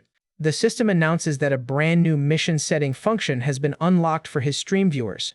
Cheonsu is intrigued to read that viewers can now sponsor custom challenges and offer high-tier rewards for completing them. As they drive, Mincheol points out several zombies standing near the road, asking if they should worry about them. Suddenly, a notification chimes as a viewer named Hondo Chogwa sponsors him with a valuable gem. The sponsor leaves a message promising to help Cheonsu train if he completes a challenge, which gets Mincheol highly excited. But their celebration is cut short by a low, rumbling vibration shaking the car. Cheonsu peers out the rear window, his expression turning serious. To his horror, the multi-legged crawler zombie is still chasing them, sprinting down the highway with relentless speed. Cheonsu demands more speed, but the private screams that he is already pushing the sports car to its absolute limits. He notices the gap closing rapidly, realizing the monster gains momentum the longer it runs in a straight line. Cheonsu asks Mincheol if he knows any shortcuts or alternative routes in this area. Mincheol bites his nail, frantically searching his memory for a way to lose the beast. The student's eye glows as he remembers a steep hill up ahead that might help them. He points out the route, but the private warns that going up a steep slope will only slow the car down and let the monster catch them. Mincheol screams at him to just go, and Cheonsu backs him up, telling the private to trust the kid's plan. The sports car roars up the steep hill, with the crawler closing in fast. The private panics as the monster reaches the back bumper, but Cheonsu looks surprisingly calm. As they reach the top, they realize the road ends abruptly in a massive cliff. Mincheol screams in horror, but Cheonsu tells the private to keep going, noting that the heavy monster won't be able to slow down in time. Cheonsu begs his chat to quickly set a mission to help them survive the drop. He sweats as his viewers tease him about his impending doom. The system chimes as a viewer requests a force validation mission. The challenge is insane. Cheonsu must throw his body out the window at the crawler, which will activate a 15-second vehicle braking prevention buff. Cheonsu is furious, cursing his viewers for proposing such a suicidal challenge. The roaring crawler opens its massive jaws right behind them. With no other choice, Cheonsu climbs out the window, screaming curses at his chat as Minka watches in absolute horror. He leaps backward off the moving car, throwing himself straight onto the crawler's face. Inside the car, the private desperately tries to steer around the cliff edge. A system notification chimes, confirming the mission is complete and the vehicle prevention buff is active. Cheonsu laughs maniacally as he rolls onto the pavement. The sports car drifts sharply on the very edge of the cliff, the tires screeching loudly. The passengers scream in terror as the car slides along the precipice. Mincheol and the private brace for impact as the car nearly spins out of control. But the crawler zombie, unable to adjust its momentum, flies straight off the cliff edge into the dark canyon below. The giant beast flails helplessly as it plummets to its death. The sports car grinds to a halt right on the edge of the cliff. The private pants heavily, trembling as he realizes they barely survived the near-death experience. The door opens, and a bruised but smirking Cheonsu climbs back inside, looking completely unbothered. He thanks his sponsor, Hondo Chogwa, for the valuable assist. A chat message pops up, reminding him that he owes his life to his viewers now. Sometime later, they finally arrive at the train station, the sports car parking in the empty lot. Jo Young-jin notes that the area is suspiciously quiet. Cheonsu agrees, pointing out that an active radio broadcast should have gathered a massive crowd of survivors, yet there isn't a soul in sight. He suggests they hide the car nearby to avoid drawing any unwanted attention. They prepare to investigate the station, keeping their eyes peeled for any hidden threats. Suddenly, Jo Young-jin spots a small group of zombies approaching their position. Cheonsu opens the door, telling the others to head inside the station while he draws their attention. Mincheol asks if he'll be alright. The student looks at his guide with deep concern.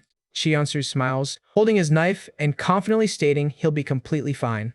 He charges toward the horde, shouting to draw their attention away from the car. He leads the zombies on a chase, his aggro skill ticking up.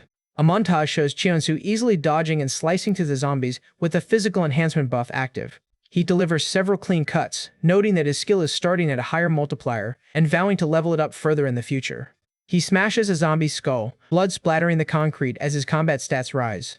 He executes another perfect dodge, completely dominating the battlefield. With a final, clean slash, he finishes off the remaining monsters. Wiping his brow, he smiles and whispers that he didn't forget how to fight. He stands amidst the pile of defeated zombies, breathing softly. The chat comments on how much he has grown since his first struggle against 3 simple zombies. Cheonsu looks annoyed, telling his viewers to stop bringing up his embarrassing dark history. He walks down the empty street, noting that his raw physical strength and reflexes have definitely improved since the outbreak started. He realizes he needs to optimize his cumulative enhancement skill to handle larger threats. Suddenly, a loud, terrified scream echoes from down the block, with someone calling out the name of the mayor. Cheonsu stops, wondering if the person screaming is one of the mayor's personal subordinates. He asks his chat if they should save the stranger, and his viewers vote to intervene. Cheonsu smiles, preparing to engage, while his chat jokes that some people actually wanted to leave the guy to die. He rounds the corner to find a blood-soaked zombie tearing into a screaming civilian. With a powerful kick, Cheonsu knocks the monster off the victim, sending it crashing to the ground. He helps the trembling survivor up, asking him if he indeed mentioned the mayor's name earlier. A chilling, confident smirk spreads across Cheonsu's face as he realizes this might lead him straight to the heart of the conspiracy. The rescued survivor looks down dejectedly, explaining that the mayor, Jong Chon-guk, completely abandoned him to save his own skin. He adds that they were on their way to the train station when a monster attack forced them to scatter. Cheonsu asks if he is indeed talking about the mayor. The man continues his story, claiming the mayor changed completely after the world fell apart, obsessing over a supposed revolt. Cheonsu reasons that if the mayor was heading here, he likely has plenty of armed guards keeping him safe. He asks if the survivor is referring to the mayor's personal security detail. The survivor explains that the mayor is being protected by a mysterious group of heavily armed external mercenaries. Cheonsu smiles, realizing this information is incredibly valuable for his quest to find his family. Looking over at the dark, silent train station, he notes that finding the mayor inside will be a major win. He tells the survivor, Yu Young-han, that it's time for them to head inside the station. He introduces himself by his online streaming handle, Huang Cheonsu, as they approach the entrance. Yu looks completely baffled by the weird name, staring at him in confusion. They walk quietly up the steps, when Yu suddenly gasps and points toward the darkness. He points out a small, lone figure standing on the landing ahead. Yu blinks, wondering if the young child is actually wandering around the station alone. Before Yu can call out, Cheonsu instantly slams his hand over his mouth, telling him to shut up before he gets them both killed. He points out that there's no way a normal young girl would be standing in a zombie-infested train station by herself. Through the shadows, the long-haired girl turns, revealing a horrific, blood-soaked face with a grotesque, jagged grin. Cheonsu sweats as he locks eyes with the monster, desperately asking his chat for a mission to help him handle the threat. His viewer, Hando Chagwa, immediately responds by donating 100 gems to trigger a custom mission. Cheonsu is stunned, realizing that 100 gems is equivalent to a massive amount of real-world cash. He slowly releases his grip on Yu's mouth, whispering to him to stay absolutely silent because that thing is definitely not human. Yu nods frantically in agreement, trembling in fear. But as they try to back away, a loose can clatters loudly across the concrete floor. The monster reacts instantly to the sound. The creepy girl zombie screeches, sprinting toward them at terrifying speed. Yu loses his mind in terror, screaming that they are completely doomed and can't escape. The panicked survivor turns and bolts back down the stairs, leaving Cheonsu to curse his cowardice. But Yu immediately trips on his own feet, crashing onto the pavement as the monster closes the gap. He looks up in pure horror as the shadow of the beast looms over his trembling body. The long-haired monster screeches directly in his face, ready to feed. The zombie brutally tears into the screaming man, while Cheonsu can only watch from the shadows. Cheonsu tenses up while his chat explains that this monster is a silent girl and is completely blind, navigating purely by sound. He grinds his teeth, hearing more strange growls echoing from the floors above. Suddenly, a new viewer requested mission pops up with a chime. The challenge is to remain completely still until the silent girl walks past him. The reward is a temporary skill that deafens any opponent he touches. Cheonsu tenses up, realizing he has to stand his ground against a blind killing machine. The blood-stained monster slowly wanders past his hiding spot, its dragging footsteps echoing in the quiet. Cheonsu holds his breath as a cold sweat runs down his neck, hoping she doesn't notice his presence. The zombie stops right in front of him, sniff searching the air just inches from his face. Cheonsu's heart hammers in his chest as he waits out the tense seconds. Fortunately, the blind monster loses interest and wanders off, her footsteps fading into the distance. The system chimes to announce the mission is complete. Cheonsu collapses onto the floor, breathing heavily in relief. He walks over to Yu's mangled corpse, noting what a brutal way that was to die. He decides to search the body for any useful items before leaving. He pulls out Yu's official identification card, deciding to keep it with him just in case it proves useful for navigating the city. But as he turns to leave, the corpse suddenly lets out a wet groan and starts twitching violently. Cheonsu curses under his breath, realizing the silent girl's bite turns its victims into zombies almost instantly. He delivers a swift, heavy strike with his weapon, crushing Yu's newly turned head to avoid a fight. He heads back up the stairs, praying that no more of those things are hiding in the shadows. He sneaks quietly through the upper corridors of the dark station, searching for his companions. Suddenly, a frantic scream from Minchiel echoes from a nearby fast food joint, followed by a loud crash. Cheonsu freezes, recognizing the kid's voice and realizing they are in serious trouble. He hesitates, telling his chat that rescuing them won't offer him any real benefit and that he should probably just save himself.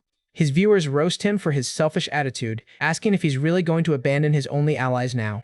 Right on cue, a new viewer mission pops up with a chime. The challenge is to rescue Minchiel and the private from the bathroom, offering a hefty reward of 20 gems.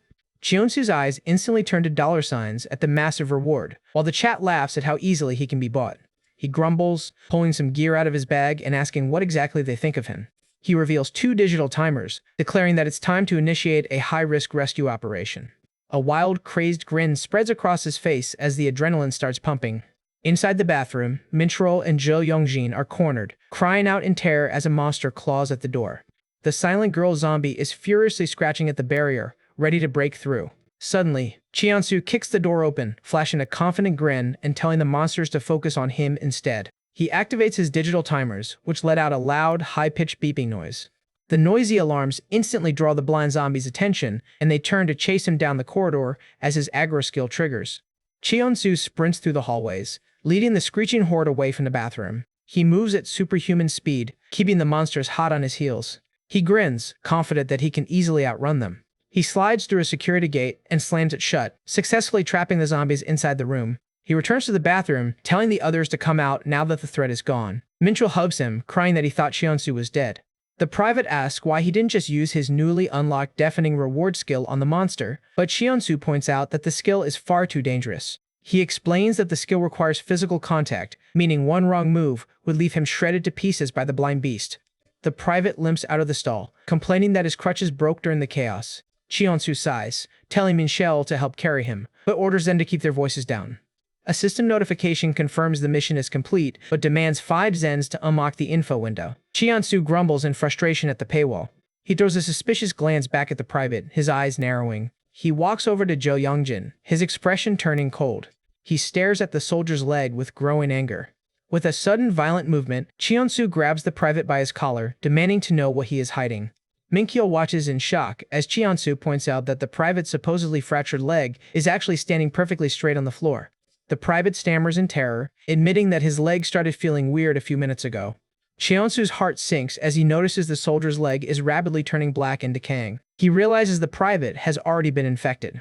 He grinds his teeth in frustration, angry that he went to such extreme lengths to rescue a man who is already turning.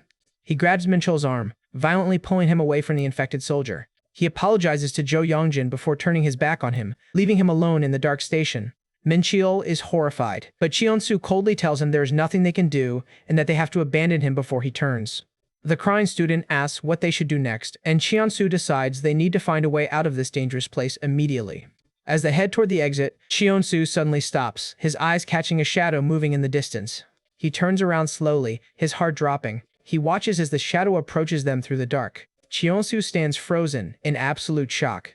Jo Youngjin stands in the middle of the room, his eyes glowing red as he lets out a feral growl. The infection has fully taken over. But before they can react, the train schedule board above them suddenly flickers to life, announcing that the train to Daejeon is arriving in just 2 minutes. Cheonsu realizes they are officially out of time. Cheonsu screams that they only have a single minute left until the train arrives, urging everyone to brace themselves. He looks down at the mutating private, Jo Youngjin, who is sitting on the floor and shivering from the infection. The soldier whispers that he'll remember Cheonsu as the player of his exit, hoping to repay the favor if Cheonsu clears this game. Cheonsu turns away, stealing his resolve and realizing he has to stay focused to beat this level. He looks at the crying Minchiel, telling him to stay calm because he has no intention of dying here either. He warns the kid that once the train pulls up, a massive wave of zombies will swarm the platform, so they need to be ready. Right on cue, the station's PA system chimes, echoing through the empty halls. The automated announcement echoes across the platform, declaring that the incoming train is passing through their station. Minchiel is startled by the broadcast, shouting that the train is finally coming. Cheonsu spots a sturdy metal cart on the tracks, telling Minchiel to jump inside and hide immediately. The high-speed train roars onto the platform at blinding speed, cutting through the darkness. It speeds past, kicking up a massive gust of wind and dust that shakes their hiding spot. Chiansu peers out from the cart, sweating as he realizes the loud engine will draw every zombie in the area. Minkiel is confused, pointing out that the train isn't slowing down. But the heavy locomotive screeches to a sudden halt, steam hissing from its vents. The chat jokes about it being a bait train, while Chiansu wonders if it's waiting for the missing mayor. He tells Minchiel to stay hidden inside the cart while he goes to investigate the train cabin. Minchiel is terrified of being left behind, but Chiansu assures him he will be right back. He sneaks silently along the side of the train cars, checking the windows. Suddenly, the cabin door slides open. A female conductor steps out, adjusting her cap and grumbling under her breath. She looks around the empty platform, clearly annoyed that there is no sign of Mayor Jung Chang-guk. Hiding under the platform, Chiansu's eyes widen. He recognizes her face. He searches his memory, clicking through his mental database to locate her identity. He remembers an old news article about Yang Seo-yeon, a famous train conductor praised for her martial arts skills and bravery. She is definitely not just some normal civilian. The conductor keeps complaining about the 7.5th Division, wondering if they set a trap for her. Chiansu notes that she seems a lot tougher than she did in her news interviews, but he knows they have to get on that train at all costs. He whispers a plan to Minchiel, proposing they work together to trick the conductor into letting them board. Minchiel nods, gripping his steel pipe and getting ready to attack. But before Chiansu can explain, Minchiel leaps out of the cart with a battle cry. Chiansu panics, screaming at the kid to wait as the conductor instantly draws her weapon. Minchiel holds the pipe awkwardly. The chat is dying of laughter at his sudden burst of courage, calling him a true manly survivor. The conductor grins, raising her weapon and asking if they really thought they could hijack her train. Chiansu immediately raises his hands, offering her Yu Younghan's official City Hall ID card as a peace offering. She is taken aback, recognizing the ID, but noting that Chiansu definitely doesn't look like a City Hall official. He looks at her seriously, stating that something terrible happened, and he came to deliver an urgent message. Standing near the train, Chiansu bluntly drops the bombshell. The mayor is dead. The conductor is completely stunned, her eyes widening in disbelief. She demands to know if it is true, and Chiansu explains that the mayor was killed by a monster on his way to the station, leaving them as the only survivors. She realizes this complicates her escape plans. Suddenly, loud, monstrous growls echo from the entrance hall. Chiansu urges her to let them board immediately, pointing out that they have no time to lose before the horde swarms the platform. She hesitates, stating she was specifically ordered to meet the mayor here. Chiansu reasons that since the mayor is dead, they need to change their plans, promising to cooperate and share his information if she lets them on. She grimaces, putting a hand on her cap and spitting in frustration. She finally relents, telling them to get in so she can at least secure her own shelter spot. She climbs into the cab, but Chiansu stops her, making sure Minchiel is allowed to board as well. He grabs the handle, insisting that they are a package deal. She looks at Minchiel, pointing out that the high school kid definitely doesn't look like an employee. Chiansu asks if she really expects him to abandon a student in a zombie-infested station. She sighs, allowing the kid to board but confiscating his steel pipe. The heavy train engine starts chugging with a loud roar, and Chiansu sighs in relief as they finally depart. They stand inside the cab as the platform begins to slide away. But as they look out, the mutated private, Jo Yongjin, slowly limps onto the platform, growling as he watches them leave. The zombie soldier lets out a feral screech, his eyes locked onto the train. Suddenly, a group of armed guards sprints down the escalator, frantically shouting for the train to stop. In the middle of the group, Chiansu is shocked to spot Mayor Jung Chang-guk, completely alive and running for his life. The mayor screams at them to halt the train, desperately reaching out as the vehicle gains speed. The conductor is horrified, looking out the window and asking why the supposedly dead mayor is running on the platform. She tries to slow down, but Chiansu coldly grabs her arm. He tells her it is already too late and to focus on driving. She screams at him, but Chiansu points out the window, showing her the massive wave of monsters swarming the platform. Hundreds of blind zombies and mutated beasts leap onto the guards, tearing them apart in seconds. Chiansu warns her that stopping now means certain death for everyone. She glares at him in absolute fury, but realizes he is right and retreats back to the controls. She slams the throttle, the train speeding out of the station. On the platform, the abandoned mayor screams in despair as the train disappears into the tunnel. He runs along the tracks, crying that he can give them the password if they take him. But the zombies catch up, and as they sink their teeth into him, the mayor screams out the password with his final breath. Inside the cab, Chiansu is left completely stunned by the mayor's parting words. The mayor is brutally torn apart on the dark tracks behind them. Minchiel asks if they did the right thing, and the chat reassures him that sacrificing the corrupt mayor was the correct play. Chiansu tells him to head into the passenger car. They leave the cab, heading inside to rest. Once they are alone, Zhang Xiaoyong confronts them. She demands a proper explanation of who they are if they don't want to be thrown off. She loses her temper, pointing out that she gained nothing by leaving the mayor behind. She grabs Qiansu by his collar, shaking him and calling him a shameless liar. Qiansu laughs, finally introducing himself by his real name. She is furious, realizing he completely faked his identity and asking who the hell he really is. Qiansu smiles, pointing out that he only showed her the business card and never actually claimed to be Yu Young-han. She threatens to throw them both out of the window, but Qiansu begs her to wait, explaining they had no choice but to lie to get on the train. He explains that the mayor was the one who abandoned Yu Young-han and that they tried their best to save him. He shouts that they did what they had to do to survive, and that he isn't the one who killed the mayor. She delivers a heavy shove, sending him crashing onto the seat while calling them shameless free riders. As she turns away in a huff, Qiansu points out that even free riders have their reasons. He sits up, rubbing his shoulder and stating that young passengers like them have unspeakable circumstances, addressing her by her full name. She freezes, her face instantly turning bright red as she asks how he knows her name. She blushes furiously, realizing he must have seen her embarrassingly small news interview. Qiansu is completely confused by her extreme embarrassment. He chuckles, teasingly quoting her interview about making the world a warmer place, which sends her into a screaming fit of embarrassment. She grumbles, muttering under her cap about how he must have been an unemployed loser to have read such an obscure article. She hides her red face, trying to recover her dignity. Sighing, she agrees to maintain a cooperative relationship since they are already on the train together. Qiansu asks if they are heading towards Daejeon, and she confirms they are on the right track. He asks her what she knows about the 7th Division. She admits they are suspicious, putting weird conditions on her rescue mission over the radio. She mentions she has only ever spoken to them through emergency channels. She suddenly pauses, realizing Qiansu dropped his honorifics and asking if he is actually younger than her. Qiansu grins, admitting he is indeed 2 years younger, which only annoys her further. He shifts back to the mystery, asking why a military division would need a local mayor so badly. She guesses they needed his political influence to control the crumbling soldiers, but admits she doesn't know much more. Qiansu notes the information, determined to repay her favor for letting them on the train. She throws a sharp, confident look back at him. Suddenly, Minkel taps his shoulder, trembling as he calls out to him. A heavy, rhythmic pounding starts shaking the cabin door, putting everyone on high alert. Looking through the window, they are horrified to spot a zombie crawling on the side of the moving train.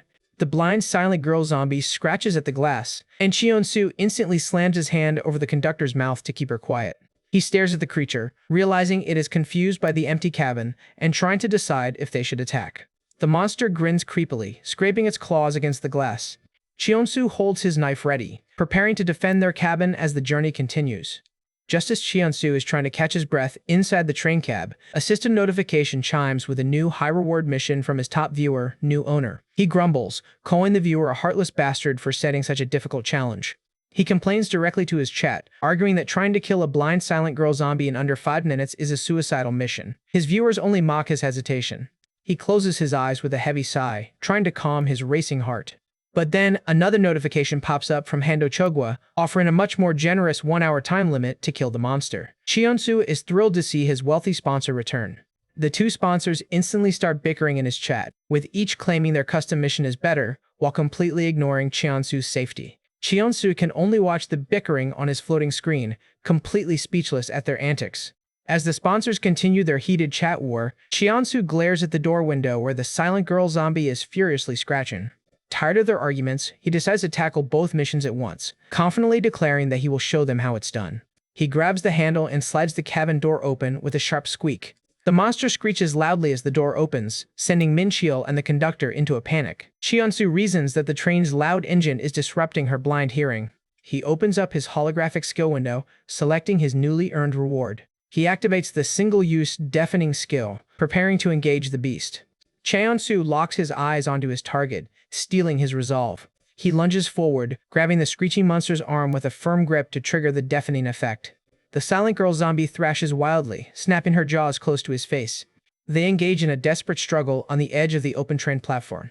With a determined grunt, Qiansu pushes back, trying to use her own momentum against her. But the monster drags him backward, and they both tumble out of the open doorway into the dark night. Minchiel screams in pure horror. Qiansu barely manages to grab the train's outer handrail, hanging on for dear life as the monster clings to his legs. He screams in agony as her heavy body scrapes against the gravel track bed, her claws digging into his pants. Using his free foot, Cheonsu kicks her directly in the face, shouting at her to get off him. His chat jokes that she can't even hear him because of his deafening buff. He continues to deliver heavy kicks to her head, desperately trying to break her grip. With a final, devastating kick, he manages to pry her claws loose, shouting at her to get lost. The silent girl monster is flung off the moving train, rolling down the dark embankment. Cheonsu crawls back inside the cabin, collapsing onto the floor and panting heavily as he celebrates his survival. The system chimes to announce both missions are successfully complete. Cheonsu instantly boasts to his chat, bragging about how he cleared both challenges and secured both rewards. Minkel runs up in tears, frantically asking if he is alright after hearing his terrifying screams outside. Cheonsu awkwardly brushes it off, embarrassed that they heard his desperate screaming. He walks back into the control room, trying to look cool as he addresses the conductor. Jang Seo-yeon looks back at him with newfound respect, admitting he is far more impressive than she originally thought.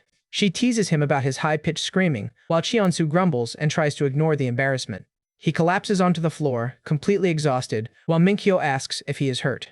Suddenly, a radio transmission crackles on the console, catching their attention. Cheonsu asks if it's the military. Seo-yeon speaks into the radio, confirming that they are safe and asking for updates. She listens to the reply, her expression turning serious.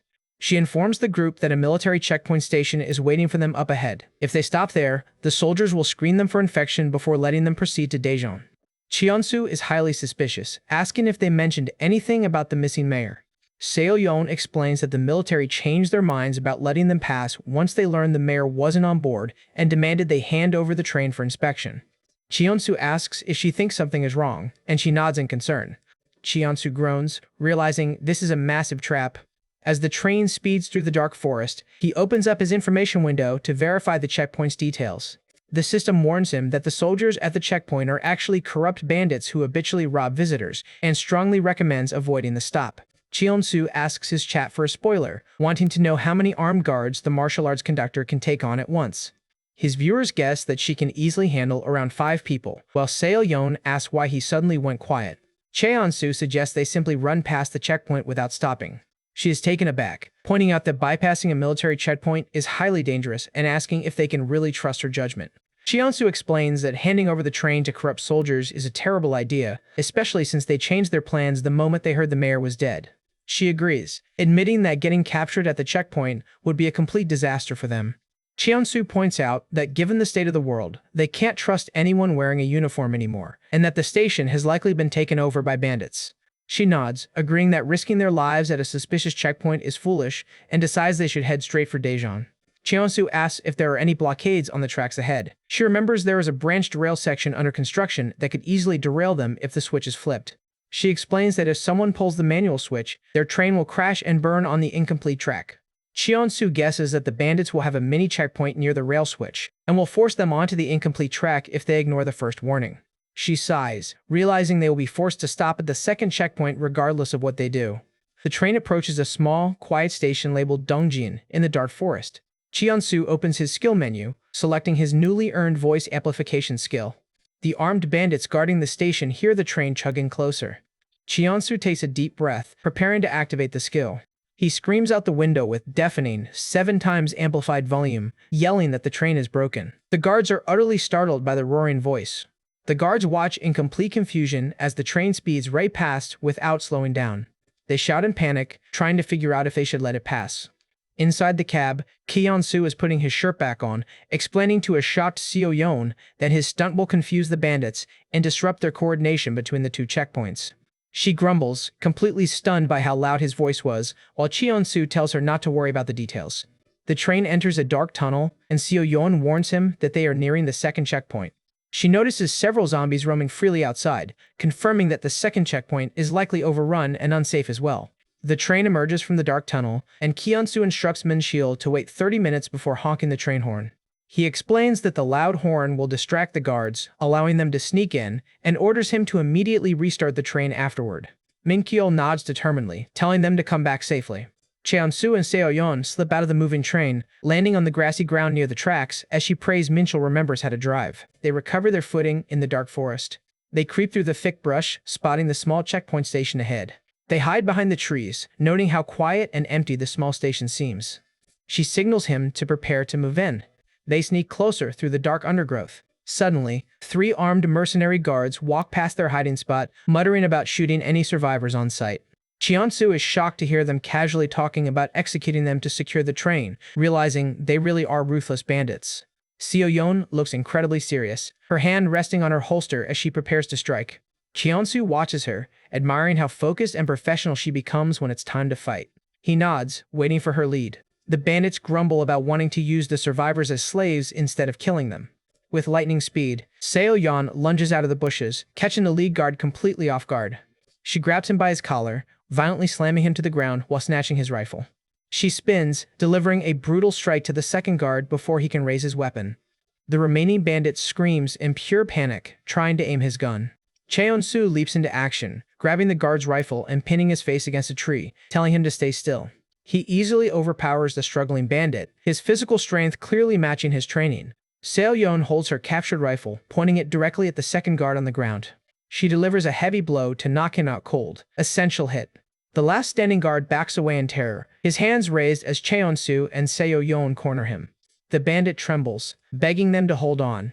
Jang Seo-yeon stands under the dark moon, her rifle aimed straight at his chest as her eyes glow with cold, murderous intent, asking him who exactly he was planning to kill.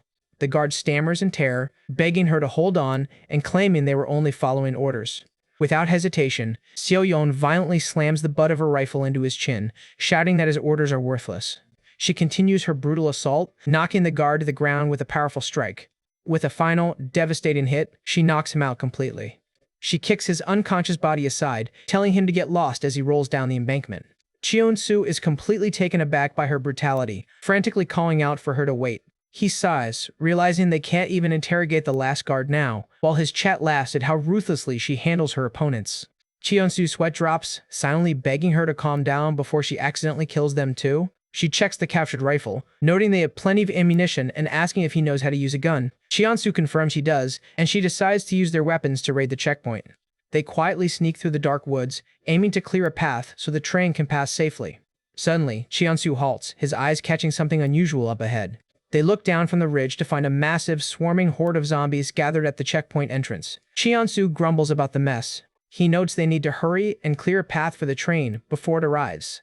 He counts around 7 armed guards stationed outside the building. He estimates there are about 10 enemies in total, while his chat doubts his ability to handle them. Cheonsu proudly claims he was a sharpshooter during his military service. She warns him that firing their weapons will immediately draw the massive horde of zombies to their location, but Cheonsu points out they have no other choice. Seo-yeon lies prone on the ground, aiming her rifle with a sigh. Cheonsu aims and fires the first shot, triggering a chaotic gunfight. The checkpoint guards instantly respond with heavy fire. Cheonsu curses as bullets fly past his head. The heavy gunfire pins them down, forcing them to duck for cover. Bullets tear through the foliage as they struggle to find an opening. Cheonsu slides behind a large boulder, wondering how the guards managed to spot them so quickly. Seo-yeon yells that they are shooting like maniacs. As plaster and stone chip away around them, she screams at him to hurry up and shoot back. Suddenly, a stray bullet grazes Cheonsu's arm, drawing blood. She asks if he was hit, and Cheonsu grunts in pain, claiming it's just a scratch. He checks his chat, asking his viewers if they can see what is happening inside the station. His viewers complain that his third-person stream perspective is highly limited. He groans, realizing the enemy's firepower is much stronger than he originally calculated. He complains that the crazy bandits are firing as if they want to cover his whole body with holes, while his chat roasts his terrible aim. He grits his teeth, trying to ignore the pain in his arm as he aims. Seo-yeon asks how much ammunition they have left, and Cheonsu reveals they only have around 30 rounds altogether. He panics, wondering what they should do with such a limited supply. She screams that the enemy guards are closing in on their position. Cheonsu yells at her to retreat, but she frantically asks where they can run. She curses, realizing they are about to be cornered. Cheonsu tells her to run back first while he provides covering fire. He fires blindly at the approaching guards, while his chat comments on his terrible tactical decision. Desperate, Cheonsu begs his sponsors to quickly set up a mission to save him. But his viewers continue to troll him, joking that they don't want to waste their gems on a player who is about to die. Cheonsu grinds his teeth, realizing his viewers want him to prove his worth by surviving on his own. He vows to survive, yelling at Seo-yeon not to die as he prepares a desperate gamble. He tells her he is going to drag the massive horde of zombies toward the guards, ordering her to follow him from a distance. She is horrified, asking if he has lost his mind to run straight toward the cliffside zombies. Cheonsu grins, stating he is going to turn the tables on their opponents. He takes a deep breath, focusing all his energy. He sprints out onto the open cliff edge, screaming at the top of his lungs. His aggro counter rapidly stacks up, reaching level 71. Seo-yeon is completely dumbfounded by his suicidal stunt, watching in shock. Cheon-soo screams at the massive horde of zombies, inviting them to come and get him. He yells at Seo-yeon to prepare to follow him once the zombies give chase, promising to get her out of here alive. She is stunned by his bravery, staring at him in disbelief. The mercenary guards are horrified as they realize Cheon-soo is leading a massive tidal wave of zombies straight toward their position. Cheon-soo leaps over the rocky terrain under heavy fire, using his agility to dodge their bullets.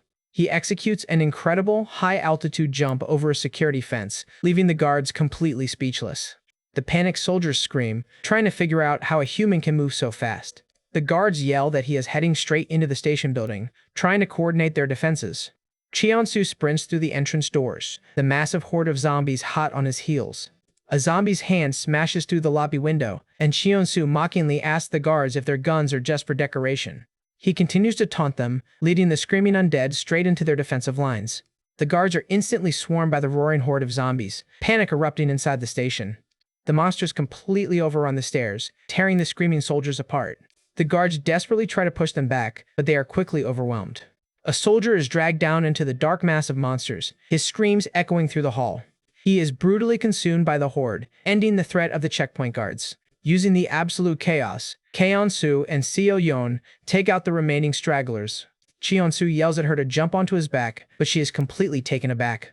He explains that the bandits have set the rail switch to derail their train onto the incomplete track, and yells that they need to move fast. He demands she climb on, scolding her for being so indecisive when lives are on the line. He grabs her hand, pulling her onto his back. With Seo-yeon on his back, Cheon-soo sprints down the tracks with superhuman, wind-cutting speed. Seo-yeon is completely stunned, her hair flying in the wind as she clutches his shoulders. Cheon-soo yells her name, trying to get her to snap out of her shock. He points toward the glowing rail switch ahead, asking if she can flip it manually. She looks at the complex mechanical switch, trying to focus. Cheon-soo drops her near the lever, telling her to switch it within a minute while he defends their position from the swarming zombies. He stands on the tracks, wielding his weapon to hold back the encroaching monsters. Seo-yeon desperately pulls on the heavy manual lever, her hands shaking in panic. Cheon-soo blockades a charging zombie with a heavy strike, yelling to ask how much longer she needs. With a massive grunt, Seo-yeon uses all her strength to finally pull the lever. The heavy steel tracks click into place. The train locomotive chugs down the newly switched tracks, heading toward their position. Cheon-soo sighs, glad to see the train coming. The horn blares as the headlights cut through the darkness. But as Cheon-soo watches the approaching train, his expression turns to dread. He realizes the train is moving far too fast for them to safely get on. He looks through the cab window in horror to find Minkyo slumped over the controls, covered in blood. Cheon-soo gasps the kid's name as the train speeds toward them, leaving their fate completely up in the air. Seo-yeon looked back in panic, shouting that the train shows absolutely no signs of stopping. She warns Cheon-soo that they have to board the train immediately, or they will be left behind for the closing horde. Cheon-soo checks his stats, noting that his aggro skill is rapidly ticking down. He tells her not to worry and to hold on tight, grabbing her firmly. He carries her piggyback style, sprinting down the tracks while yelling at the trailing zombies. Looking out from the train window, Minchil is horrified to see Cheon-soo drawing the horde's attention yet again. Cheon-soo pushes his legs to the limit, complaining about how difficult it is to board a moving train under fire. He screams that his current speed still isn't enough, desperate for a major buff. His chat trolls him, advising him to simply drop the heavy conductor if he wants to make the jump. Cheon-soo ignores their unhelpful advice, declaring that he only needs one more level of aggro to make the jump. He grits his teeth, focusing all his energy on the final stretch. His eye glows with intense blue light as his aggro level hits 90, boosting his body power by a staggering 1000%. Power up. With a deafening roar, Cheon-soo launches himself off the gravel, carrying Seo-yeon on his back. He screams at her to hang on even if the wind hurts her face.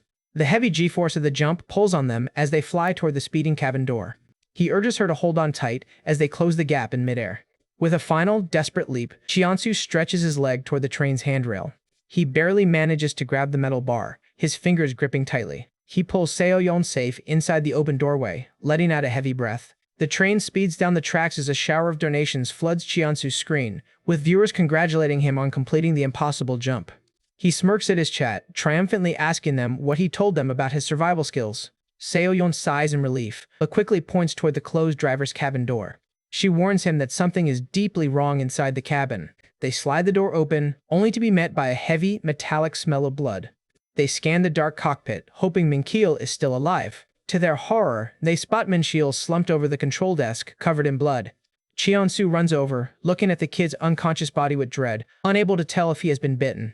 He holds his head in frustration, while the chat advises him to simply shoot the kid before he turns. Cheon-soo grinds his teeth, while his viewers argue over his cold-hearted personality. He shakes Minkiel, frantically calling out his name.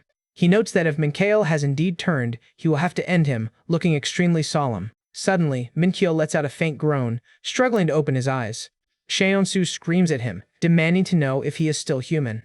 He sighs in despair, assuming the kid is about to mutate. He slowly raises his weapon, tearfully apologizing for putting such a heavy burden on a young high school student. But suddenly, Minkiel rubs his bruised head, loudly complaining about the pain. Cheon-soo and Seo-yeon stand completely frozen, utterly dumbfounded. Cheon-soo yells, asking if he really wasn't bitten by the zombies. Minkiel explains that he managed to defeat the monster but slipped and hit his head on the floor. He rubs his neck, sheepishly admitting he must have fainted from the fall. Overcome with immense relief, Cheon-soo wraps his arms around the kid, crying tears of joy. Minkiel is completely surprised by the sudden show of affection, while the chat advises them to double-check for bite marks just to be safe. They quickly check his neck and arms, confirming there isn't a single bite mark on his body. Cheon-soo sighs, incredibly glad the kid is still alive. Minkiel sits up, asking how Cheon-soo and Seo-yeon managed to board the fast-moving train. Seo-yeon immediately points an accusing finger at Cheon-soo, demanding to know how he has such monstrous strength to throw her like a ragdoll. Minkiel is amazed, asking if Cheon-soo really carried her on his back and still ran fast enough to catch the train. Cheon-soo panics, yelling at them to stop looking at him like a freak. He explains that his survival instincts simply kicked in, giving him a massive adrenaline rush to save her. Seo-yeon blushes at his words. Minkiel agrees, noting that a human's will to live can achieve incredible things. Suddenly, the radio console static chimes. The static crackles, as a voice from the 7th Division requests a status report from the train. Seo-yeon asks Cheon-soo what they should do. Cheon-soo realizes the checkpoint bandits didn't manage to warn their headquarters because he wiped them out. He takes the microphone, calmly announcing that they are on board. When the operator demands his identity, Cheon-soo lies, claiming he is just an ordinary passenger. The operator asks if they went through the official checkpoint screening, immediately setting off Cheon-soo's alarm bells. He weaves an absolute masterclass of a lie. He claims the train broke down, and while they stopped to fix it, a massive horde completely overran the checkpoint, leaving him as the sole survivor. He adds some dramatic flair, saying the conductor was bitten but managed to start the train before sacrificing herself for the passengers. Seo-yeon glares at him, absolutely outraged by her fictional death. Cheon-soo slaps his hand over her mouth, whispering to ask if they are actually speaking with the 7th Division. He fakes a terrible radio signal, shouting into the mic and asking for permission to proceed to Daejeon Station. The operator falls for it, hook, line, and sinker. They order him to push forward to Daejeon, promising to secure the station for his arrival. Once the line goes dead, Seo-yeon calls him a shameless actor. But Cheon-soo points out the obvious issue. They cannot take this train all the way to Daejeon if the corrupt military is waiting to ambush them. She nods, pulling up the map and suggesting a secluded spot near the city outskirts where they can safely bail. She points to a thick, quiet forest trail that leads directly into Daejeon without drawing unwanted attention. They hop off the train and land in the woods. Cheon-soo checks if Minkiel is ready to swing his steel pipe if things get ugly. Minkiel nods, gripping his weapon tight as they creep through the silent trees. Cheon-soo narrows his eyes at the eerie silence. A healthy forest should have birds chirping, but this place is completely dead. They push forward cautiously through the thick undergrowth. Suddenly, a sharp rustling noise nearby makes them freeze in their tracks. Cheon-soo catches a creepy rustling sound in the shadows and asks Seo-yeon if she heard it too. She has absolutely no idea, but before they can even process it, a voice calls out from the darkness, asking if they saw anything. Cheon-soo squeezes his weapon, staring hard into the pitch-black path ahead. Another voice replies that they did not see a thing and only heard footsteps, which is definitely not the reassuring news they wanted to hear. Then come the heavy footsteps, crunching way too close for comfort, and Cheon-soo freezes. He curses under his breath as he realizes they are definitely not alone out here. Cheon-soo desperately tries to get his bearings, asking Seo-yeon how massive this forest actually is. She tells him that a straight walk only takes 20 minutes, but navigating in this pitch-black void is basically a death sentence if they lose the path. Enter Minkiel, who runs over to a park directory sign and confidently offers to lead the way since he already looked at the map. Cheon-soo is not about to argue and happily lets him take the lead. But Cheon-soo is still sweating bullets as he watches him walk off. He knows that in a creepy place like this, a single wrong turn could easily end with them walking straight into a deadly trap. They stand completely tense, waiting for the threat to reveal itself. Without any warning, A massive, sharpened tree branch snaps and plummets straight for Mincheol's head. Mincheol screams in absolute shock as the wood crashes down. Cheonsu lunges, violently yanking the kid out of the way just a split second before the heavy wood impales the dirt. Cheonsu looks up, completely baffled by the sudden environmental hazard. He wonders if the system just cranked the difficulty up another notch. A giant wooden creature stands over them, its bark glowing with eerie blue runes. Mincheol is horrified to realize they are facing actual mutated plant monsters. Cheonsu's eyes widen. It is not just one monster. The entire forest is alive and hostile. The ground violently erupts as thick roots burst through the dirt, lashing out like whips. The massive roots slam down, shaking the very earth beneath their feet. Cheonsu barely dodges a whipping branch, complaining about how incredibly annoying these new enemies are. Seo-yeon swings her rifle, using the barrel to parry an incoming strike while yelling at Cheonsu to hold his ground. Cheonsu quickly analyzes their attack patterns. Their strikes are fast, but their overall movement is incredibly slow. He orders Mincheol to start leading them toward the exit immediately. Mincheol nods and sprints ahead to carve a path. The group books it down a side trail, hoping to shake off the wooden freaks.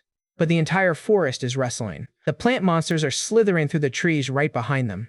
The noise grows deafening as the creatures close the gap. Suddenly, a wall of massive wooden beasts drops down to block their path. Cheonsu screams for a sharp left turn. He pushes his legs to the limit, praying they can outrun the sluggish horde. But a giant root whips out of the shadows, catching him completely off guard. The brutal impact sends him flying through the air, crashing hard into the dirt. Seo-yeon screams his name as he rolls across the ground, groaning in absolute agony. She curses, realizing the path ahead is completely walled off. A massive wooden titan towers over them. Cheonsu frantically yells at Mincheol to watch his back.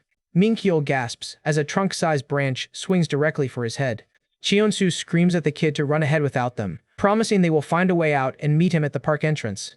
Mincheol hesitates, terrified of abandoning his friends, but Cheonsu yells that they have zero other options. A giant branch slams down between them like a barricade, forcing Mincheol to bolt into the dark. Mincheol sprints up the hill, tears streaming down his face as he prays they survive. He disappears over the ridge, leaving his saviors behind in the trap. Back in the thick of it, the wooden titans are slowly surrounding Cheonsu and Seo-yeon. Seo-yeon fires her rifle into the shadows, screaming at the beasts to back off. Cheonsu stops. Something is wrong. He is completely surrounded by enemies, yet his aggro skill has not triggered at all. The realization hits him. These things are essentially blind plants. They aren't actively targeting him, they're just reacting to vibrations and touch. He kicks a nearby root to test it. The aggro counter briefly flashes on, proving his theory is dead right. He yells at Seo-yeon to hold her fire. He explains that attacking them is literally the only thing marking them as targets. She lowers her gun in shock, realizing her defense was actually drawing them in. Moving in total silence, they carefully slip past the sluggish, blind beasts, charting a new path to safety. Meanwhile, Mincheol bursts out of the tree line, panting heavily as he hits the stone gates of the park.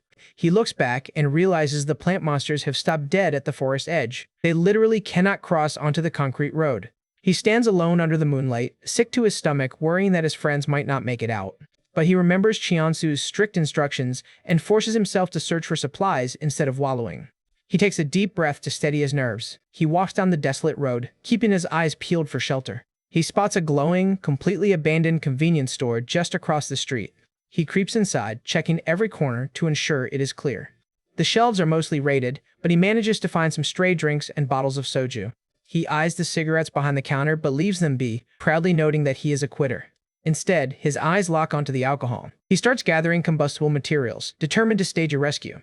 He wraps a rag around a bottle and flicks a lighter, creating a high-tier makeshift torch. Armed with literal fire, he glares back at the dark woods, screaming that he is going to burn every last weed to the ground. He charges right back into the danger zone, hurling flames at the wooden titans. The dry bark catches instantly, lighting up like a bonfire. The plant beasts screech in agony, desperately pulling back from the intense heat. Mincheol swings his torch like a madman, amazed by how incredibly effective fire is against them. A huge, proud grin spreads across his face. He is actually doing it. He pushes forward, swinging the flames and telling the overgrown weeds to keep running. The entire forest path is illuminated by the blazing monsters. But suddenly, a deep, ominous rumbling sound echoes from inside the burning trunks. The wooden beast violently swells up from the intense internal heat. Mincheol's smile vanishes. It is about to pop. The monster detonates in a massive blast of shrapnel and fire, launching him backward off his feet. He watches in absolute horror as a chain reaction begins. The burning monsters are exploding one by one like literal bombs. Burning embers rain down on his face as he desperately struggles to push himself up. A colossal, flaming tree monster looms directly over him. He closes his eyes, thinking this is exactly how he dies. The fiery beast lunges. Minchul screams as the flames devour his vision. He covers his face, waiting for the burning impact. But out of nowhere, a high-pressure blast of water slams into the beast, instantly dousing the deadly flames. He looks up in shock as a gruff voice warns him to stay back before the thing detonates. An old man in a bright yellow tracksuit is standing there holding a heavy fire hose, screaming at the kid to move his ass. The grandpa expertly sweeps the hose, drowning the remaining fires to clear a safe path. He violently yanks Minchil by the arm, urging him to run before the horde catches up, but the kid is still begging to wait for his friends. The old man screams that they don't have the luxury to worry about dead men right now. He drags the kid down a narrow, hidden trail that definitely was not on any of Minchil's mental maps. They sprint down a dark, concrete stairwell. The grandpa slides open a heavy iron hatch, ordering the kid to get below ground immediately. Minchil practically tumbles down the metal ladder into the dark shaft. The old man follows right behind, slamming the heavy blast door shut and throwing the lock. They hit the bottom, standing in a surprisingly cozy, incredibly well-stocked underground bunker. Minchil is utterly baffled. The old man chuckles, rubbing his sore back and stating that this bunker beats getting shredded by angry trees. He points to a chair, offering a rest. He reveals he has been riding out the entire apocalypse right here in his personal doomsday shelter. He eyes Minchil's dirty uniform, asking why a high schooler is wandering the death zone completely alone. Minchil awkwardly admits his age doesn't exactly offer any survival perks in this nightmare, but the guilt hits him. Minchil shoots up, stating they have to go back and mount a rescue for Cheonsu. The old man just shakes his head, telling him to sit down and forget about it. Minchil pleads desperately, but the old man grabs his shoulders with surprising strength, screaming at him to face reality. The grandpa's face contorts into a terrifying mask as he screams that going back now is suicide. They have to wait for sunrise. Minchil is completely taken aback, stammering to ask what happens at sunrise. The old man explains the lore. During the day, those plant freaks cement themselves into the soil to absorb sunlight and physically cannot move. He guarantees that Minchil's friends are just hiding until dawn. The logic tracks. Minchil finally takes a breath and agrees to wait it out. The old man's friendly smile returns, assuring the kid they are 100% safe down here. He casually tosses him a can of yellow peaches, telling the growing boy to get some calories in. Minchil accepts the food with immense gratitude, while the grandpa encourages him to eat up while he still can. Minchil takes a massive bite, practically crying over how incredibly sweet and juicy the peaches are. He savors every single drop of the rare luxury. The old man laughs like a warm, supportive grandfather, handing over a bottle of water and praising the kid's grit. But the second the kid looks away, that warm smile twists into something deeply sinister. Yeah, they are definitely not safe down here. Minchil drinks his water, naively explaining exactly how he and his friends managed to make it this far. The grandpa nods, acting deeply impressed by the tale. The old man casually deduces they must have used the train tracks, since they approached from the back gate. Minchil blinks, amazed by the guy's deductive skills. The grandpa plays it off as simple logic, then casually asks for a head count. Minchil easily spills that there are 3 of them in total. Hearing about the 2 other stragglers, the old man's eyes shadow over with absolute malice. This guy is a walking red flag. He asks what is in the kid's backpack. Minchil flinches, defensively clutching his gear. The old man just chuckles, claiming he only wanted to offer to top off his rations. Minchil politely waves him off, stating he couldn't possibly accept more charity. The grandpa drops the subject, offering up his spare bed instead. Minchil hesitates to steal the comfy bed, but the old man insists, claiming he always keeps it ready for unexpected guests. With a sharp click, the old man kills the lights, wishing his new guest sweet dreams. Lying in the pitch black, Minchil just stares at the ceiling. His anxiety over his missing friends is completely overriding his exhaustion. He glances over at the sleeping grandpa, marveling at how a senior citizen built such a perfect doomsday setup. He figures this must be that legendary elderly wisdom. He actually feels guilty for holding on to his suspicions. The guy literally gave him food and shelter. But a sudden rattling noise from the reinforced ceiling snaps his thoughts right back to the horror above. He prays that Cheonsu is holding his own out there in the dark. His stomach grumbles as he remembers how unbelievably good that canned peach tasted. He suddenly jolts upright with a massive gasp, a nightmare of his friends being torn apart flashing in his mind. He wipes the cold sweat from his forehead, realizing it was just his imagination acting up. His eyes drift toward the pantry. He stares at the massive mountain of canned peaches, quietly whispering to see if the old man is awake. Hearing only steady snoring, Minchil decides to sneak over and grab a snack for the road. He rationalizes that swiping just one single can for Cheonsu won't hurt, considering the guy is basically sitting on a grocery store. But the moment he touches the metal, it feels unnaturally slippery. Guilt immediately washes over him, reminding him that stealing from his savior is a trash move. He decides to take the moral high ground, carefully setting the can back on the stack. He slinks back under his blanket, forcing his eyes shut. But the exact second the kid closes his eyes, the grandpa's eyes snap wide open in the dark. He wasn't asleep at all. Meanwhile, topside, Cheonsu is having a complete mental breakdown. He just realized almost every single tree in this sector is a dormant plant monster waiting to strike. The system drops a terrifying warning. Even the lightest physical brush will wake these wooden titans up, making the forest a literal minefield. To make matters even worse, Seo-yeon sheepishly admits she completely lost her rifle during their nasty tumble down the ridge. He checks to see if she is hurt, but she weighs off her bruises, far more concerned with how they are supposed to escape this death trap unarmed.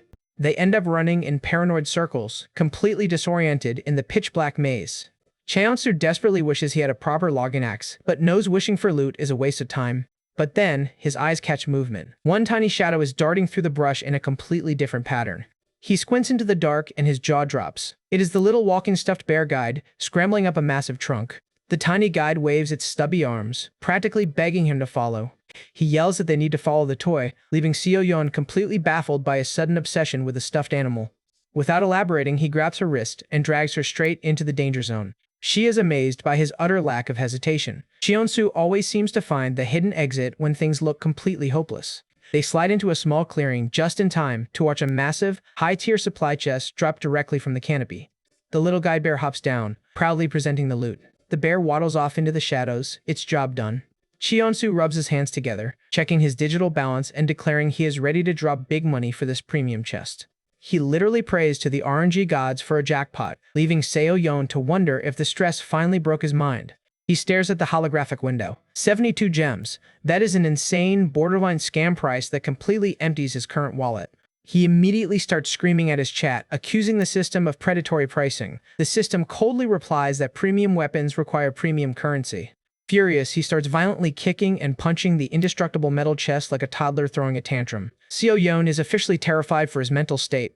He grabs her shoulders, violently shaking her while screaming absolute nonsense about microtransactions. She screams right back, calling him an unhinged lunatic. She physically smacks his face, yelling at him to pull it together and promising they can play his weird treasure hunting game later. Because right on cue, the surrounding plant monsters start twitching, slowly boxing them into the clearing. He strongly considers just kicking every single tree to stack a massive aggro buff, but realizes that pulling the entire forest is basically a death wish. He forces his gamer brain to think critically. These are plant-type enemies, meaning their elemental weakness has to be fire. But the second he decides to craft a torch, a massive, high-pressure wave of water blasts through the trees, completely soaking the arena.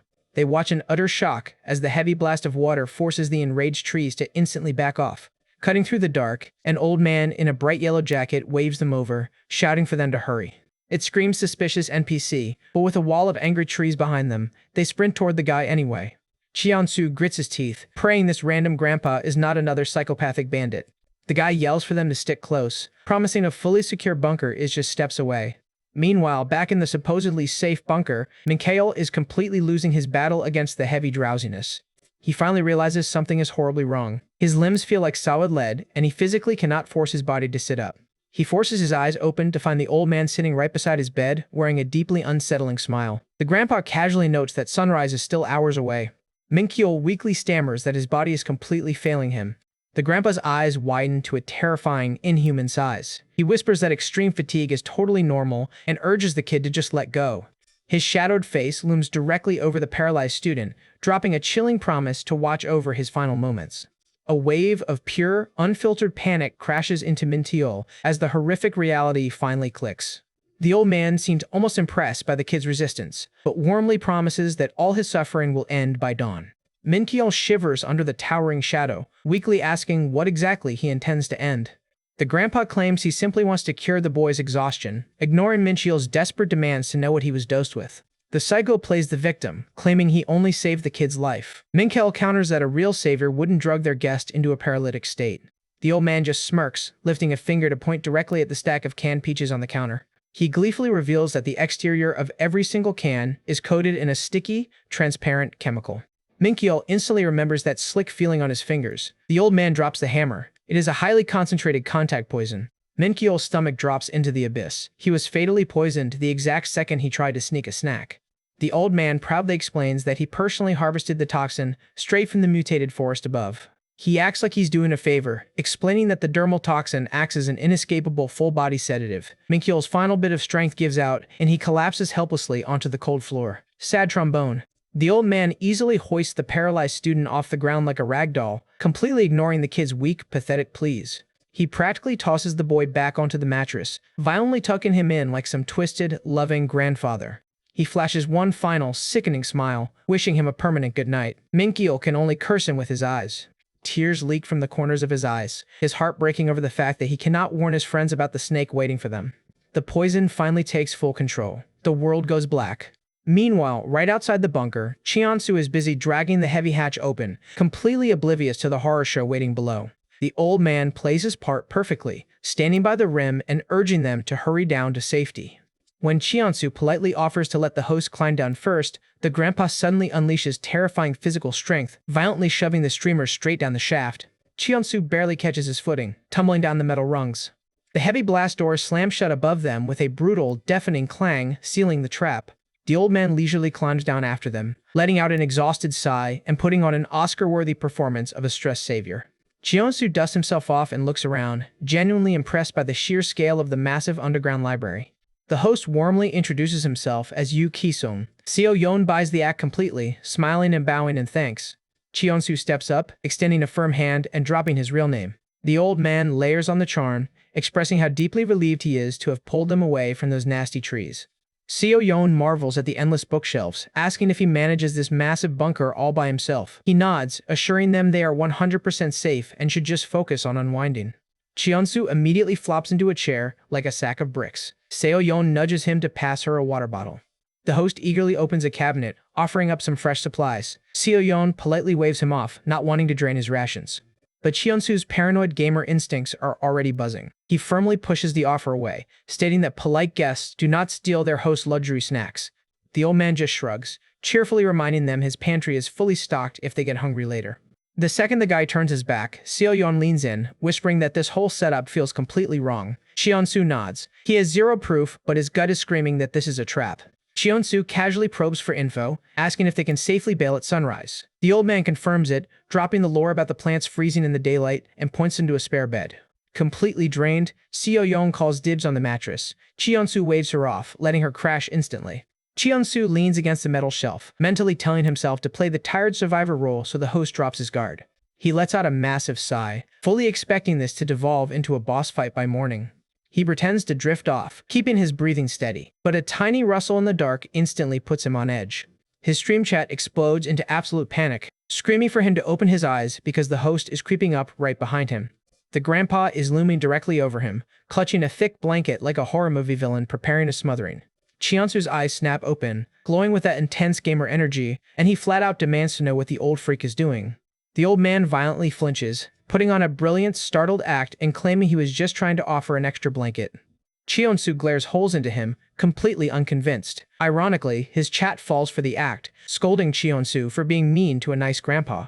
To play it off, the host quietly lays out a comfortable sleeping mat on the floor. Cheonsu forces a polite thank you, keeping his cards close to his chest. He finally crawls under the covers, and the sheer comfort almost breaks his resolve. Staring at the concrete ceiling, he admits this setup is way too nice. He wonders if Minkyul is having an easier time out there. Exhaustion starts winning the battle. He actually starts drooling, but his chat immediately blasts him, yelling at him to stay awake. He wipes his mouth, swearing he is wide awake. He complains that Seo Yeon gets to sleep like a rock, so why does he have to suffer? He looks at the sleeping conductor. To be fair, a normal human trying to keep up with his buffed gamer stats was bound to crash eventually. But he knows sleeping here is a guaranteed game over. He brutally pinches his own leg, forcing the pain to keep him lucid. A heavy, eerie silence blankets the underground library. Once he is absolutely sure the host is asleep, Cheonsu slips out of his blankets. It is snooping time. He creeps down the halls like a ghost. His chat calls him a paranoid freak, but Cheonsu knows that paranoia is the only reason he is still breathing. He inspects a functional washroom, whispering to his viewers that blindly trusting an NPC in a survival horror game is a rookie mistake. He stares back at the sleeping host. The logic just isn't there. Why would a weak old man risk his life running into a forest full of apex predators just to save two strangers? Determined to find the smoking gun, he pushes into the pantry, relieved to find 0 security cameras. He stops at the kitchen counter, marveling at the absolutely massive, obsessive stockpile of canned peaches. He picks one up, holding it close to the light. His gamer eyes instantly catch the discrepancy. He holds it up to his stream, asking if anyone else spots the glaring visual glitch. He points directly at the mismatch. The brand stamped into the metal lid completely contradicts the paper label. These cans have 100% been tampered with. He figures the old psycho must be lacing the food and resealing them. His chat finally realizes he was right, urging him to strike first. Gripping the poisoned can like a weapon, Kyeonsu marches right back to the sleeping host, his expression turning downright murderous. But before he even says a word, the old man's eyes snap open, burning with pure malice. The grandpa lunges out of the covers like a rabid animal, tackling Kyeonsu as they violently grapple over the bed. But Kyeonsu easily overpowers him, slamming the old man's wrist to the concrete. He coldly points out that a genuinely sleeping man wouldn't have dodged a silent attack.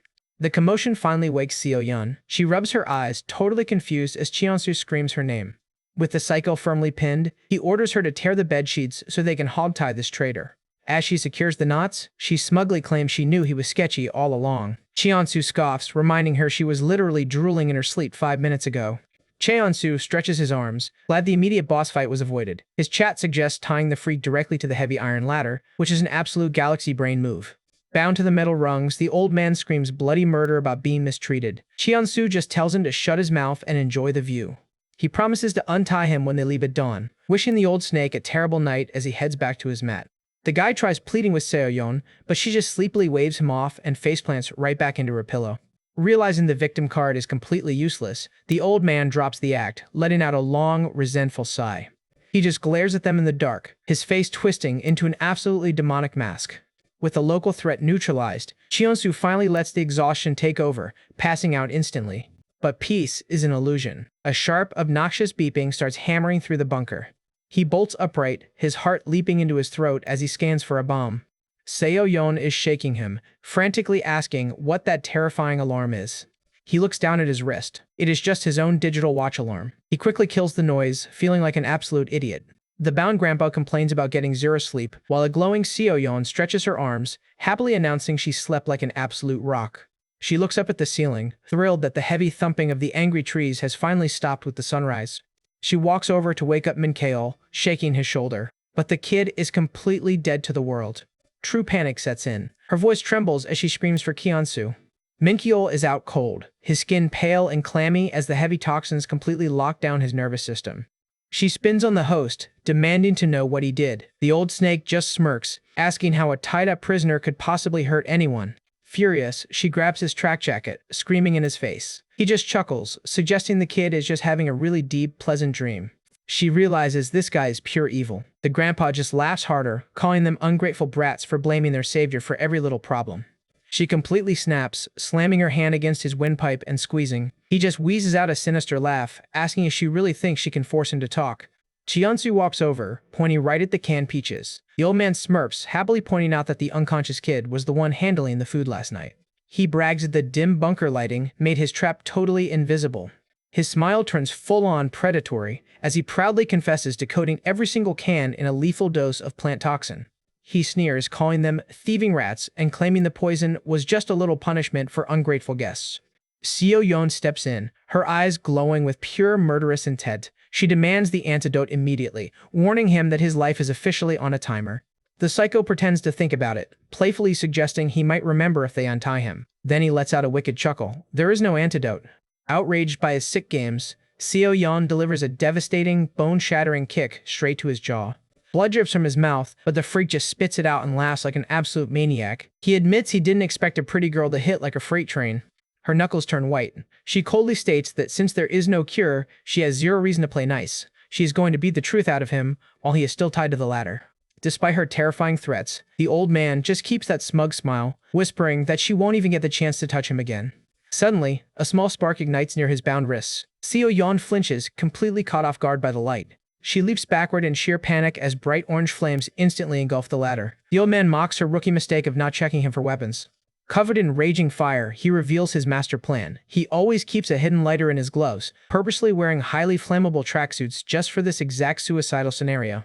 Seo-yeon watches in absolute horror as the psycho burns like a literal human torch. He smiles maniacally through the flames, declaring that he is just firewood, and this entire bunker is going down with him. Fire whoosh. Seo-yeon screams at the blazing human torch. The crazed grandpa just laughs through the inferno, muttering about taking everything to the grave. Coughing violently from the thick, toxic smoke, she acts fast, whipping a heavy blanket through the air to smother him.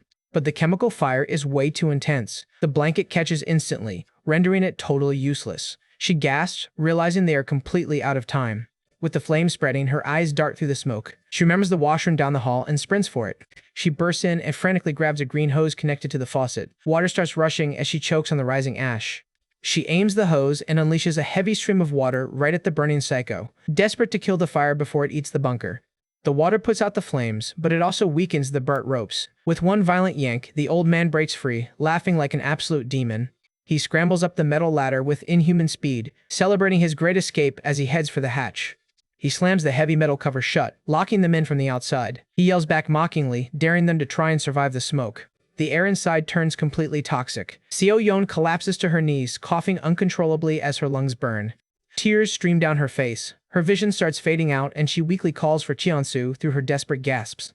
Blinded and suffocating, she crawls across the cold concrete, hopelessly searching for her teammate in the dense fog.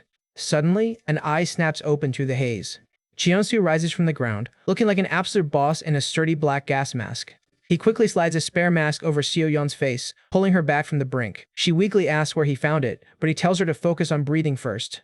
Back on her feet, Seo-yeon reaches for the poison cans, growling in pure frustration. Cheonsu casually kicks one away, telling her to watch her hands. He is completely calm, totally unfazed by the chaos. The old man's voice echoes down from the hatch. He casually thanks them for showing up, explaining his mutated trees were running dangerously low on fresh fertilizer. Seo-yeon gasps at the word fertilizer. The old man practically gloats, asking if they really thought they could disturb his precious garden and live. The guy is completely detached from reality. Cheonsu grinds his teeth. Dealing with a calculated enemy is one thing, but fighting an unhinged lunatic is just exhausting. He refuses to let his run end here. He tears off his gas mask, screaming that he will find a way to beat this level. Laughing creepily, the old man explains his signature tree poison is designed to knock a grown adult out for a solid 12 hours. He tells them to enjoy their nap, adding with a sick grin that they will probably be dead before the poison fully sets in. Seo-yeon's vision blurs again. Unable to fight the massive dose of sedative, her eyes flutter shut and she slips into forced unconsciousness. Cut to Cheonsu standing outside under the bright morning sun, taking in a fresh breeze. He climbs right out of the hatch, casually commenting on how refreshing the morning air feels after that toxic hotbox. A confident smirk returns to his face. The sun is shining, and he is ready to handle business. The old man stands frozen, staring in absolute, mind-breaking disbelief at the streamer who just bypassed his flawless trap. Cheonsu steps down, dusts off his jacket, and introduces himself with that signature smug grin. He casually points out that burning the ladder was a pretty dumb move, since it just made escaping through the main entrance way easier. The old psycho panics, screaming that jumping out of a burning bunker is impossible. He demands to know how Cheonsu survived the lethal toxin. Cheonsu just laughs, calling it a decent sleeping aid. With a cold, merciless smile, Cheonsu declares that since the guy tried to poison his body, it is time for some proper physical retribution. With blinding speed, Cheonsu grabs the old man by the throat, hoisting him completely off the ground as the psycho screams in terror. The struggling host begs to be let go. Cheonsu just tightens his bone-crushing grip, jokingly warning him not to mess up his face since he is a professional streamer. He notes that the old man's skin feels as crispy and dry as burnt autumn leaves. Terrified by this monstrous strength, the old man desperately claws at the gas mask still dangling around Cheonsu's neck. Cheonsu flexes his lore, revealing that his gamer build grants him insane cellular regeneration. Poison literally burns out of his system in record time. With a sudden yank, he snatches the gas mask away, exposing the psycho to the elements. He slams the old man hard into the concrete wall, choking him out and asking how it feels to struggle for air. The old man gasps, his eyes bulging as he mockingly asks if Cheonsu enjoys pretending to be a brainless zombie. In a desperate, animalistic move, the old man sinks his teeth violently into Cheonsu's forearm, trying to rip the flesh right off. Bone crack. Despite the bloody bite, Cheonsu doesn't even flinch. He just stares him down, calling him an unhinged psycho. Suddenly, a fully recovered Seo-yeon bursts out of the hatch. She delivers a savage, wind-cutting kick that launches the old man backward into the dirt. She instantly mounts the fallen traitor, pinning his arms and screaming at him to just die for what he did to Minkle. But before she can deliver the fatal blow, Cheonsu grabs her wrist. He calmly tells her to hold back. He teases her about getting poisoned while he was asleep, making her blush as she defensively stammers back. Cheonsu just smirks, reminding her he still pulled off the last-second rescue. She quickly turns her head away, totally unable to hide how flustered and grateful she is. Seeing them distracted, the bleeding grandpa tries to scramble away on all fours, letting out a pathetic groan. Cheonsu steps directly into his path, twirling his sharp combat knife with a deeply menacing grin. The terrified old man begs him to wait. Cheonsu mockingly asks why a guy who willingly set himself on fire is suddenly so scared of a tiny blade. He guesses the guy only enjoys pain when he is the one dealing it. With a brutal, merciless twist, Cheonsu snaps the old man's shoulder out of its socket, leaving him screaming in absolute agony. Shoulder break. Suddenly, a loud voice echoes from deep in the forest, calling out for Grandpa. It completely catches them off guard. Cheonsu's expression turns ice cold. He demands to know if there are other survivors or accomplices hiding out here. Cut to a different part of the forest. A shovel is throwing fresh dirt onto the ground. A stranger is busy digging a massive, deep trench right in the middle of the woods, sighing from the heavy labor. Wiping the sweat from his brow, the stranger wonders out loud why Kisung is taking so long to bring back their next delivery. Down at the bottom of the dark trench, a poisoned and groaning Minchiel slowly opens his eyes. A stranger in a tracksuit is staring right down at him. Seeing the kid wake up, the man grumbles about today's youth being way too resilient. He immediately starts shoveling fresh dirt directly onto Minchiel's body to bury him alive. With dirt filling his mouth, Minchiel struggles to breathe. He looks up in sheer, unadulterated terror as the reality sets in. The man looks down with a warm, gentle smile, casually asking if the kid is awake like they are having a morning coffee chat. Minchiel screams at the top of his lungs, demanding to be let out of this grave. The man coldly replies that he simply cannot do that. He explains the kid has officially been designated as fertilizer. Thick, slimy tree roots start slithering through the dirt, wrapping tight around Minchiel's limbs. Minchiel panics, realizing these plant monsters are actually moving in the daylight. The man calmly explains that only the subterranean roots stay active, blindly searching for fresh nutrients. Tears well up in Minchiel's wide eyes as heavy clumps of dirt continue to rain down on his face. Terrified of being eaten alive, he screams curses, begging the psycho to stop digging.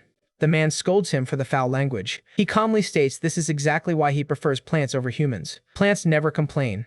He casually watches the kid thrash wildly against the constricting roots, preaching about how plants just grow quietly if fed. With a sudden, violent thrust, the man drives a sharpened wooden branch straight into Minchiel's side to stop the struggling. Essential hit. Minchiel's scream of pure, unfiltered agony rips through the quiet forest as blood splatters across the soil. He collapses flat on his back, his skin turning deathly pale. The gardener coldly tells him to stop wasting his remaining energy. The psycho lets out a chilling laugh, telling the dying kid that becoming fertilizer is a blessing. No more zombies. Just peaceful rest inside the roots forever. The old man keeps laughing, trying to brainwash the kid into accepting his fate as literal plant food. But Minchiel taps into every ounce of his remaining willpower. He brutally kicks a slithering root away, refusing to go down like this. Thrashing in the dirt, he screams at his captor. He taunts the guy, yelling that a decrepit old man is going to die soon anyway, so he might as well jump in the pit with him. The mock warmth vanishes instantly. The guy glares down with pure malice, noting the kid is losing his manners. He violently swings the heavy shovel down like an axe. Minchiel barely rolls out of the way in time.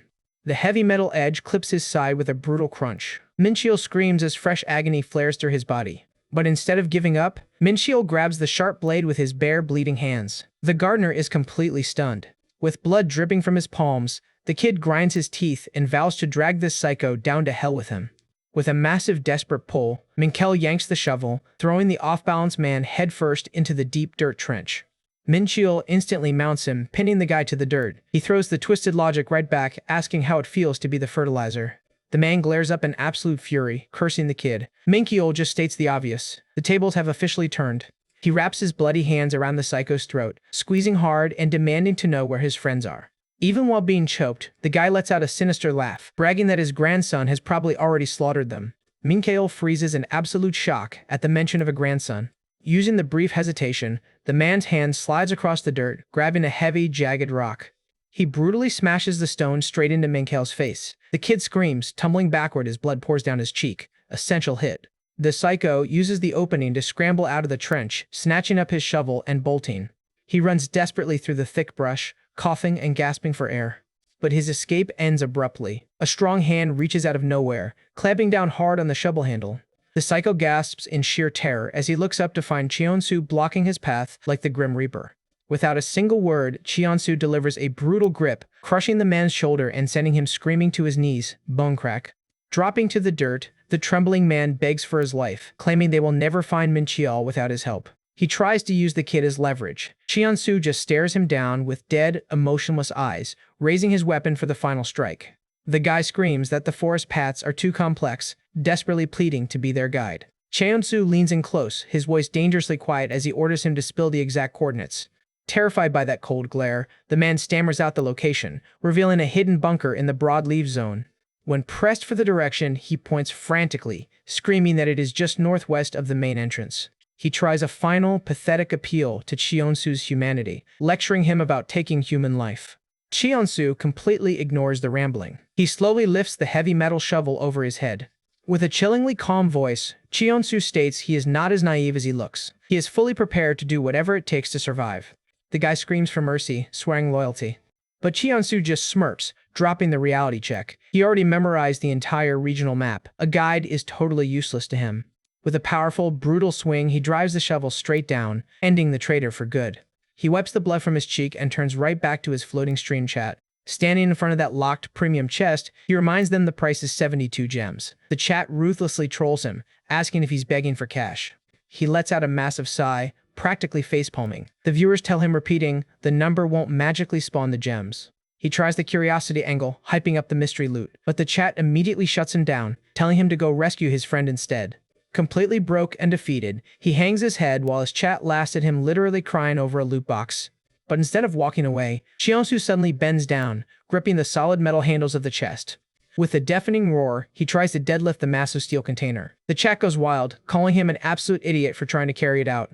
Predictably, the weight is insane. He collapses back onto the grass, panting and admitting it is way too heavy. Undeterred, he tries dragging it through the dirt. His chat is just amazed by his sheer, stubborn loot goblin obsession. Wiping his sweat, a system notification pops up advising him to try the roulette feature instead. He pauses, asking what that even is. The system explains it is a locked gambling feature that unlocks later. Realizing it is totally inaccessible right now, he flops onto his back, loudly cursing his terrible luck. Just as he is wallowing, his top viewer, only one, drops a completely unexpected message, offering to lend him the exact amount. But there is a catch. Every single gem Cheonsu earns, moving forward will be automatically deducted until the debt is paid. Cheonsu practically leaps up, thrilled by the offer. Only one agrees, but drops a chilling warning that Cheonsu might deeply regret this financial contract later on. Flashing his signature smirk, Cheonsu boldly declares he is completely fine with the risk as long as he gets his loot right now. The system chimes loudly as the massive 35-gem loan goes through. Just as the lid pops, Seoyeon bursts out of the bushes, frantically screaming at him for taking so long. Cheonsu walks over, calmly explaining he was just securing a proper weapon for the boss fight ahead. He proudly reveals his prize, a sleek, ultra-sturdy tactical combat axe. He declares it is finally time to save their friend. Meanwhile, near the forest trail, bloody, dirt-caked fingers weakly claw at the concrete. Minkeo lies completely collapsed on the asphalt, grinding his teeth as he fights a losing battle against unconsciousness. The thick, slimy tree roots are tightly constricted around his neck, slowly choking the life out of him.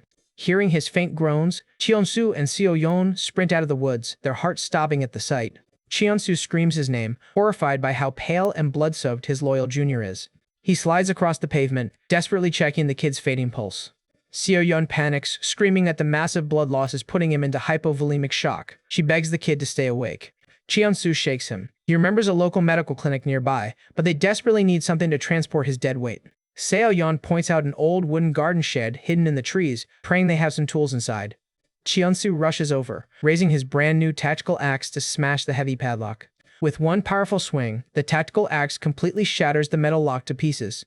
He kicks the wooden doors wide open, scanning the cluttered shelves for anything resembling a stretcher. He lands another heavy blow, clearing out the junk blocking his path. He rolls out a heavy, rusty metal wheelbarrow. Seoyeon stares at him, completely baffled that he wants to use a literal dirt cart as an ambulance. Cheonsu nods, ordering her to help load the bleeding kid inside so they can start moving immediately. With Minkeo loaded up, Cheonsu pushes the rattling cart down the asphalt at a full sprint. Seoyeon runs alongside, joking that karma is going to punish them for this terrible ride. They finally hit the emergency entrance of the clinic, shoving the cart through the front gates. They burst through the double doors, only to find the medical facility pitch black, eerily quiet, and seemingly looted clean. They gently transfer the bleeding student onto a clean hospital gurney. Cheonsu asks if she knows first aid, but she admits her medical knowledge is basically zero. Cheonsu tears through the glass cabinets, groaning in sheer frustration. The shelves are totally bare. Another survivor group already wiped this place clean. Refusing to accept a game over, he tells her to guard the kid while he sweeps the other operating rooms. His sneakers squeak softly against the sterile floor as he pushes deeper into the dark hospital. He freezes in the middle of a hallway, holding his axe up. He strains his ears, absolutely certain a shadow just moved. He whispers to his chat, asking if anyone else heard it. The viewers are totally split, but agree. The atmosphere is giving major horror game vibes. Cold sweat drips down his neck. If a hostile threat is camping in here, leaving an unconscious, bleeding kid in the next room is the worst tactical move possible. He immediately bolts back to the operating room, ordering Seo-yeon to pack up. They need to evacuate right now. She looks totally confused. Min-keol weakly flutters his eyes open, whispering through the pain that his gut is telling him this place is extremely bad news. Before they can even grab the gurney, the heavy operating room doors slowly begin to creak open on their own. Seo-yeon screams a warning. A grotesque, purple-haired zombie woman slowly peeks inside, letting out a blood-curdling, echoing laugh. Her wild, bloodshot eyes lock onto them. She smiles like an absolute monster, muttering about the delicious scent of fresh blood. The peaceful clinic run just turned into a nightmare. The creepy, purple-haired woman stares through the doorway, her horrific laugh echoing off the tiles. Her unhinged eyes widen as she loudly obsesses over the smell of fresh, bleeding meat inside the room. Cheon-soo instantly steps up, raising his axe and demanding she back off. He makes it crystal clear they will attack if she takes another step. Totally ignoring the weapon, she glides into the room. He notices she is wearing standard medical scrubs. Cheon-soo grinds his teeth, keeping his guard fully raised. She slips right past him, whispering a chilling warning. If they take that kid outside now, he is 100% dead. She leans over the gurney, inspecting the pale student. She creepily strokes his hair, noting he is in deep shock and asking if they really want him to die. Seo-yeon shivers, whispering to Cheon-soo that they need to bail immediately because this freak is throwing up massive red flags. But with terrifying speed, the woman lunges, clamping down on Seo-yeon's wrist with a bone-crushing grip. Seo-yeon violently yanks her arm back, screaming to know who the hell she is. The woman just blinks innocently. She calmly holds up an official university ID. Kim Ha-rung, a fourth-year nursing student. She flashes her credentials and asks if she can finally treat the patient. Cheon-soo is completely stunned. He turns to his stream chat, frantically asking if this survival game actually spawns legit healer NPCs. The chat warns him that support characters exist, but they can easily flip into deadly villains depending on his choices. Ha-rung urges him to decide fast, stating the kid's clock is ticking. She playfully mocks their zero medical knowledge, joking they would probably just choke him with bandages and call it a successful surgery. Cheon-soo sweats profusely. He is genuinely wondering if this creepy weirdo is actually a qualified medic, while his chat begs for comfort. A dark, shadowed smirk stretches across her face. She whispers that it is definitely better for him to live, muttering that she finally found a fresh patient to play with. In an instant, the creepy act vanishes. She looks up with teary, innocent puppy dog eyes, desperately begging them to let her save the kid. Cheon-soo is left totally speechless by the absolute whiplash of her mood swings. She offers a gentle, totally normal smile, waiting for his call. Cheon-soo looks at Min-keol, weakly gasping his name, remembering how hard this kid fought to stay alive. He flashes back to the horrific trap set by the old psycho and the threats of turning them into literal fertilizer. He remembers the sheer desperation of watching the kid being buried alive in the forest trench. The brutal image of the wooden stake piercing Min-keol's side while the roots crushed his bones flashes in his mind. That agonizing scream echoes in his memory, fueling his absolute resolve to save his junior. Min-keol had thrashed in the dirt, screaming for his life as the soil rained down. Cheon-soo refuses to let that brutal struggle end in a cheap death here in some dark clinic. Snap back to the present. Min-keol's eyes fly open. He is lying in a clean hospital bed, his torso expertly wrapped in pristine medical bandages. Seeing him awake, Cheon-soo and Seo-yeon let out massive sighs of relief. Min-keol just blinks, totally disoriented. They rush his bedside. The chat is absolutely blown away, praising Kim Ha-rung for actually pulling off a clutch medical rescue. Cheon-soo chuckles, asking if the kid can stand. He explains Min-keol was out cold for a full half day after the massive blood loss. Tears of pure gratitude stream down Min-keol's face as he weakly thanks them for not giving up on him. The chat goes completely soft, spamming wholesome W's. Min-keol asks what happened to the crazy old man. Cheon-soo bluntly confirms they permanently handled the threat back in the woods. Min-keol looks past them and violently flinches. He spots the strange, smiling woman standing silently in the shadows. Ha-rung strikes a highly dramatic pose, proudly introducing herself as the medical genius who saved his life. Min-keol just stammers, totally overwhelmed by her energy. Cheon-soo tells the kid to just say thank you so she stops posing. Min-keol politely obeys, though he notes she looks incredibly smug about her work. Looking at her, Cheon-soo admits this gamble actually paid off. He seriously considers sending her an official party invite, but his system UI flashes a major warning. It explicitly reminds him that recruiting unhinged, unstable NPCs usually leads to massive backstabbing disasters down the line. Deciding to table the recruitment issue, Cheonsu announces that since the kid is stable, it is time to relocate and find a real shelter. He crouches down, ordering the injured kid to hop on his back. Minseol blushes, waving his hands and insisting he can walk. Cheonsu points right at the rusty metal wheelbarrow, asking if he prefers the garbage cart express. Minseol stares at it in absolute horror. Cheonsu easily hoists the kid up. He gives a polite bow to Harung, thanking her for the one-time medical service before heading for the door. Standing alone in the dark, Harung clutches a small pack of medicine. She looks incredibly lonely, practically begging them to at least take some supplies. Walking down the asphalt, Cheonsu states they need to move fast before the night monsters spawn. Seo-yeon teases the kid, warning him that Cheonsu will totally abandon him if he complains. Mincheo grumbles about not being a little kid, but Seo-yeon just laughs at him. They walk away, leaving a silent Harung watching them fade into the distance. Strolling down the road, Seo-yeon suddenly pauses. She points out that the streets are eerily, completely empty of zombies. Cheonsu agrees it is weird, but orders her to keep her guard up regardless of the quiet. Minkyul taps his shoulder, begging to be put down so he can walk on his own 2 feet. Cheonsu tells him not to push it, but the kid is incredibly stubborn. Cheonsu finally relents, setting him down. Seo-yeon smiles, casually asking if anyone else is starving. Up ahead, they spot an abandoned diner with a solid gas canister sitting outside. Seo-yeon notes it is perfect for cooking a hot meal. They slide the glass doors open, stepping into the dusty, silent restaurant. Mincheol quickly scans the room, confirming there are 0 threats inside. Seo-yeon suggests checking the kitchen fridge for ingredients. Excited, Mincheol bolts for the refrigerator, but Cheonsu barks a sharp order for him to stop and step back.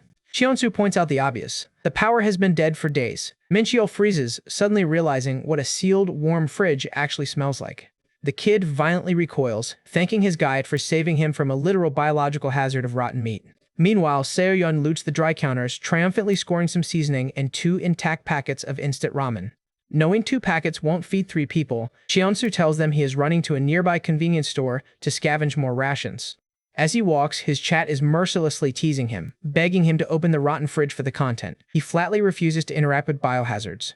He jokingly asks his chat to drop some donations to fund his grocery run. The chat just roasts him, reminding him he is still buried in massive debt to only one. Inside the convenience store, he dumps instant rice, stew, and meatballs into his basket, hyped about the haul. A foul, rotten stench suddenly hits his nose. The chat asks if he would eat a rotten hot dog for a paid mission. Other viewers call that pure cruelty. He tells them to shut up and prepares to leave, but a shadow in the corner makes him freeze entirely. He gasps in sheer terror. The creepy silhouette of a long-haired woman is hanging right over the entrance. The chat absolutely loses their minds over the jump scare. Cheonsu rubs his temples, scolding his viewers for not watching his back. He realizes the unhinged nurse literally stalked them all the way from the clinic.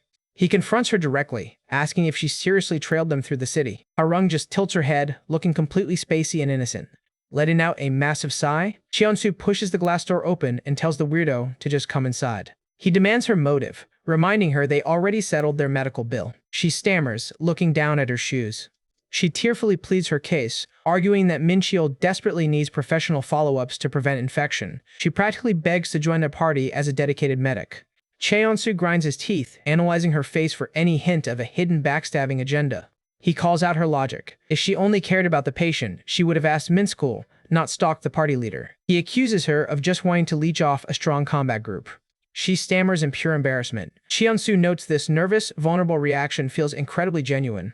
He realizes her creepy, confident persona only appears when she is doing medical work. The rest of the time, she is just a terrified survivor. Acknowledging her insane value as a healer, he turns back and calls her name, officially making the call. He looks down at her with a dead serious glare, stating she is welcome to join, but only under one absolute condition. Back at the diner, Cheonsu dumps his massive grocery haul onto the counter. Seo-yeon is totally amazed by the loot. He tells them to prep the pots immediately. Minkyul stares at the food, practically drooling as he asks if it is safe to eat. Twirling his cooking chopsticks, Cheonsu brags about his elite bachelor cooking skills. His chat is highly skeptical, joking they have only seen him freeload so far. With a sharp twist, the gas stove roars to life. He closes his eyes, entering the absolute zone. He gives himself a strict 30-minute timer to whip up a masterpiece. He starts prepping with incredibly dramatic, flashy hand movements. Seo-yeon and Mincheol just stare in utter confusion, while the chat roasts his pretentious cooking style. He tosses the meatballs into the hot pan. The sizzle is loud, and the mouth-watering scent instantly fills the room.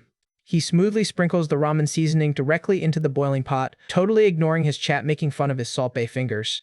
He orders Seo-yeon to set the table, and she quickly obeys, mesmerized by his intense focus. He pours the hot stew perfectly over a bowl of rice, declaring that a true chef can elevate basic instant food into high art. With one final dramatic flip of the spatula, the meal is complete. He proudly presents the feast, literal anime sparkles glowing around him. The chat laughs, knowing he is 100% doing this for the stream clout. He kills the gas, ending his culinary performance. The second they take a bite, they practically start crying. Minkyul is deeply moved, and Seo-yeon feels like she is dining in a luxury restaurant. Minkyul just stuffs his face, sobbing over how unbelievably good it tastes. Seo-yeon takes a small bite, blushing as she quietly admits the streamer can actually cook. Meanwhile, Cheonsu is absolutely inhaling his bowl at light speed. Seo-yeon pauses, asking why he is eating like the world is ending again. With a loud slam of his chopsticks, Cheonsu stands up and announces he is totally full. Minkyul quickly pours him some water, warning that eating that fast is begging for indigestion. Cheonsu thanks him and takes a swig. He throws his jacket on, addressing Seo-yeon with a dead serious look. He asks her to trust him, promising there is always a tactical reason behind his weird behavior. She is left completely bewildered, asking where he is running off to now. He just tells her to finish eating, promising he will be right back. He steps back out onto the quiet morning street. He whispers to himself, wondering if she actually stayed put. He rounds the corner and smiles. Harung is sitting right on the curb, clutching her medkit with that spacey look. She actually waited. He calls her name, and her face instantly lights up with pure joy. She leaps up, amazed that he actually came back. Cheonsu smirks, stating he always keeps his word. He explains the 30-minute wait was a psychological test. He gave her zero context just to see if she was genuinely obedient enough to follow orders. Since she passed the loyalty check, Cheonsu decides she is officially manageable and safe to recruit. Blushing hard, Harung admits she was terrified he abandoned her, but she chose to blindly trust him anyway. Just as they turn to leave, something on the ground catches his eye. He bends down and picks up her student ID, holding it out to her. But she nervously looks away, muttering that she doesn't need it anymore. Cheonsu asks why she would toss her ID. He inspects the card under the light, his eyes narrowing. The printed registration number has been crudely scratched and altered. Fidgeting, she confesses the truth. She is actually only a second-year student. When the military evacuation arrived, they only had seats for the senior nursing staff.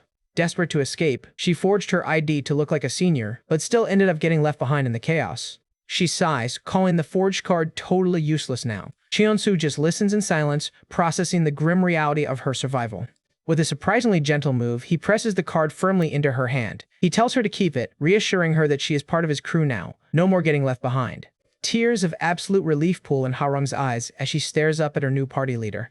She beams brightly, swearing to be their ultimate dedicated medic. Cheonsu just smiles and tells her to stick close. She cheerfully asks if she should address him formally, begging him to speak informally to her since they are comrades. Cheonsu blushes, awkwardly scratching his head and admitting he is not used to formal titles. The stream chat absolutely loves this, laughing at his awkwardness and waiting for the group's reaction. Predictably, the second they walk into the diner, Seo-yeon and Minkyul's jaws literally hit the floor. Seo-yeon slams her hands on the table, screaming to know why he brought the creepy stalker back. Harung just bows politely, asking them to take care of her.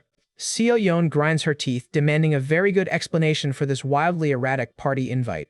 Cheonsu calmly lays out her backstory, emphasizing that she was abandoned by her own classmates to die alone. Hearing that brutal truth, the anger drains from Seo-yeon and Minkyul's faces, replaced by genuine sympathy. Cheonsu locks eyes with Seo-yeon, cashing in on his earlier promise. He tells her this is exactly why she needs to trust his weird decisions. He asks her to trust his call. She lets out a massive, defeated sigh, officially welcoming Harung to the squad. She grumbles that she is only agreeing because she trusts Cheonsu, pointing a strict warning finger right at him. Minkyul jumps in to back his leader up, reminding them that Harung literally saved his life. He flashes a bright, wholesome smile, begging Seo-yeon to let it go. She is amazed by how confident the kid has gotten. She chuckles, admitting she can't be the only party pooper. Hearing the verdict, Harung practically vibrates with pure, unadulterated joy. Shifting right back to business, Cheonsu relays Harung's intel. There is a massive, active horde of night monsters currently controlling this sector. The realization hits them like a truck. The streets are empty of normal zombies because a massive apex predator drove them all out. Cheonsu tells them to look closely at a nearby tree. He swings his axe, tearing a deep gash into the bark of a street tree. They gasp in horror as thick, glowing red sap bleeds heavily from the cut, looking exactly like human blood. Minkyul stammers that a normal tree definitely should not bleed like a horror movie prop. Cheonsu inspects a red number carved deep into the trunk. He remembers seeing similar markings earlier, but ignored them. He chops into another tree, revealing a different numerical carving underneath the bark. He delivers another heavy strike to a third tree. He realizes the numbers are sequential. These trees are maintaining some kind of sinister countdown. Suddenly, Seo-yeon bursts out of the diner holding a small, battery-operated radio, frantically yelling for Cheon-soo. He is caught off guard, asking what she found. A static-filled voice crackles from the speaker, instantly grabbing everyone's attention.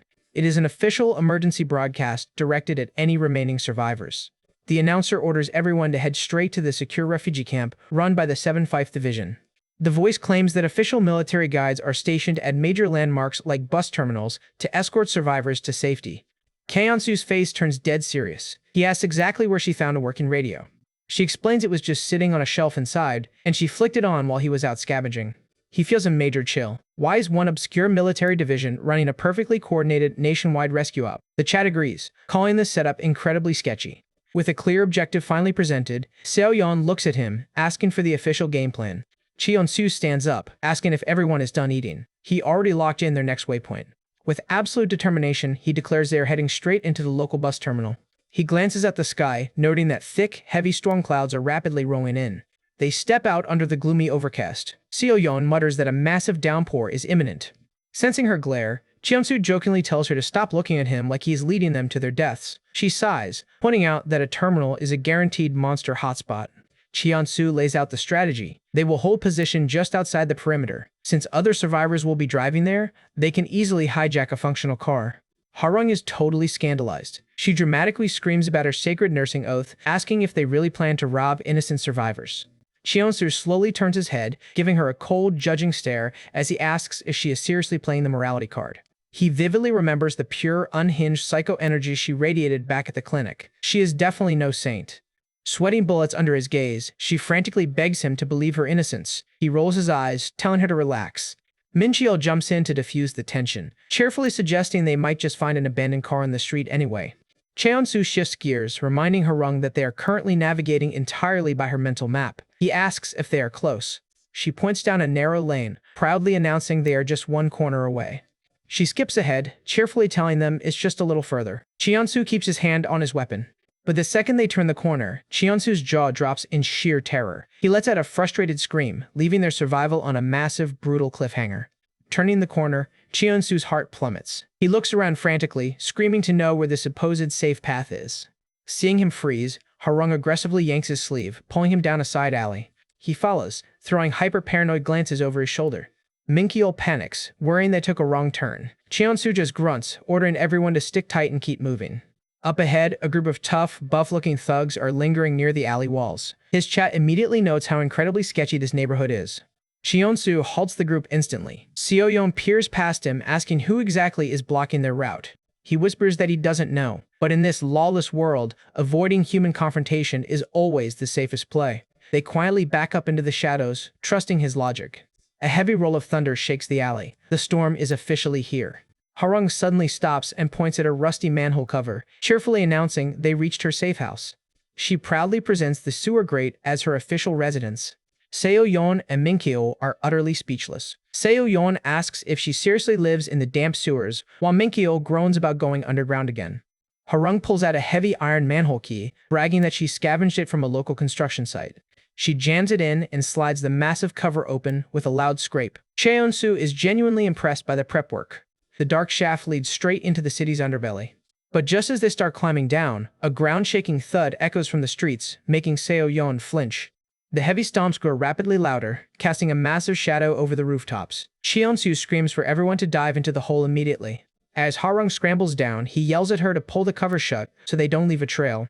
But as they look up, their flashlights reveal a thick, slimy tree root slithering right down the shaft after them. Cheon-soo gasps as the root wraps around the iron ladder. The chat goes wild, joking she's growing a pet monster tree in her basement. They watch in absolute shock as the massive root literally pulls the heavy iron cover completely shut from the inside. The lid slams shut with a loud clang, sealing them in. Seo-yeon is dumbfounded, asking how she trained a monster tree to lock her door. Harung just beams with her innocent spacey smile, confirming it is just the local tree root. She drops the biology lore. The blind root mistakes the bright flashlight beam for sunlight. Terrified of exposure, it instinctively pulls the cover shut to hide back in the dark. Cheonsu stands in stunned silence. It is a completely bizarre but absolutely brilliant botanical hack. She tilts her head, asking if he likes her security system. A slow, highly impressed smirk spreads across his face. He decides she did an incredible job. He praises her genius, leaving her beaming with pride. They walk down the corridor into a surprisingly cozy living area, complete with fairy lights strung across the brick. Minkael is amazed she built this alone. She bashfully admits she looted the decor from a nearby market. On the desk, Cheonsu spots several notebooks filled with research. He flips through the pages, finding incredibly detailed notes on the plant monster's weaknesses. He mutters that this intel is top tier. Even Seo-yeon drops her guard, genuinely praising Harung for making a sewer feel like home. She spots extra blankets and mats, asking if Harung actually prepared for guests. Blushing hard, Harung admits she has never had anyone over and says it feels like showing friends around. Minkael notes the air is surprisingly fresh for a sewer, asking if they can crash here for the night. She nods eagerly, totally thrilled to host them. Minkael and Seo-yeon snuggle up, completely exhausted. Harung proudly notes she picked the best ventilated spot in the grid. Cheonsu grabs a blanket, ordering the team to get some real sleep while they can. A peaceful quiet settles over the brick room as everyone finally passes out. Staring at the pipes, Cheonsu admits today was a massive headache. But then again, every day in this apocalypse is. He addresses his stream, telling his viewers to wake him instantly if any system warnings pop up. The chat teases him, and he sleepily chuckles, promising to dream about his loyal fans as his eyes flutter shut. Suddenly, frantic red warning banners flood his vision. The chat screams for him to wake up, with one viewer cursing about how much money this spam is costing them. He bolts upright with a gasp, hearing a heavy, metallic rattling echoing through the walls. The noise wakes Seo-yeon. She rubs her eyes, hoping it was just a bad dream. Cheonsu locks his eyes on the source, his face turning dead serious. He looks up at the iron ladder. The manhole cover is rattling violently. He demands to know what is happening up there. His chat laughs, pointing out that a wealthy sponsor literally had to buy a megaphone feature just to wake his heavy sleeping ass up. Cheonsu is totally confused. The sponsor angrily spams that they spent a fortune in gems using the voice speaker function. Cheonsu gasps, realizing the voice in his dream was actual paid TTS. He notes that the system apparently unlocks new paid features while he sleeps, but he shakes his head, focusing on the immediate threat rattling above. He violently shakes Harung awake. She groans, barely opening her eyes. She sits up with messy hair, looking like a literal ghost. Seo-yeon screams at her to wake up like a normal human instead of a horror villain. Cheonsu points at the clanging ladder, ordering her to fix her root security system before it breaks. She just blinks sleepily.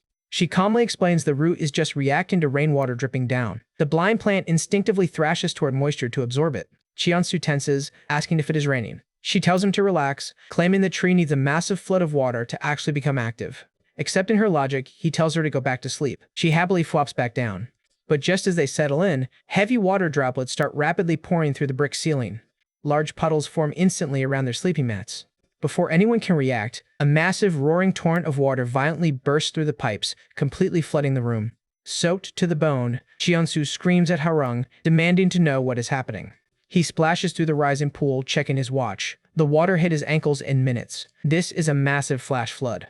He looks up at the ventilation shafts pouring water. He curses his luck. This cozy shelter just turned into a deadly drainage trap. He screams for everyone to get up.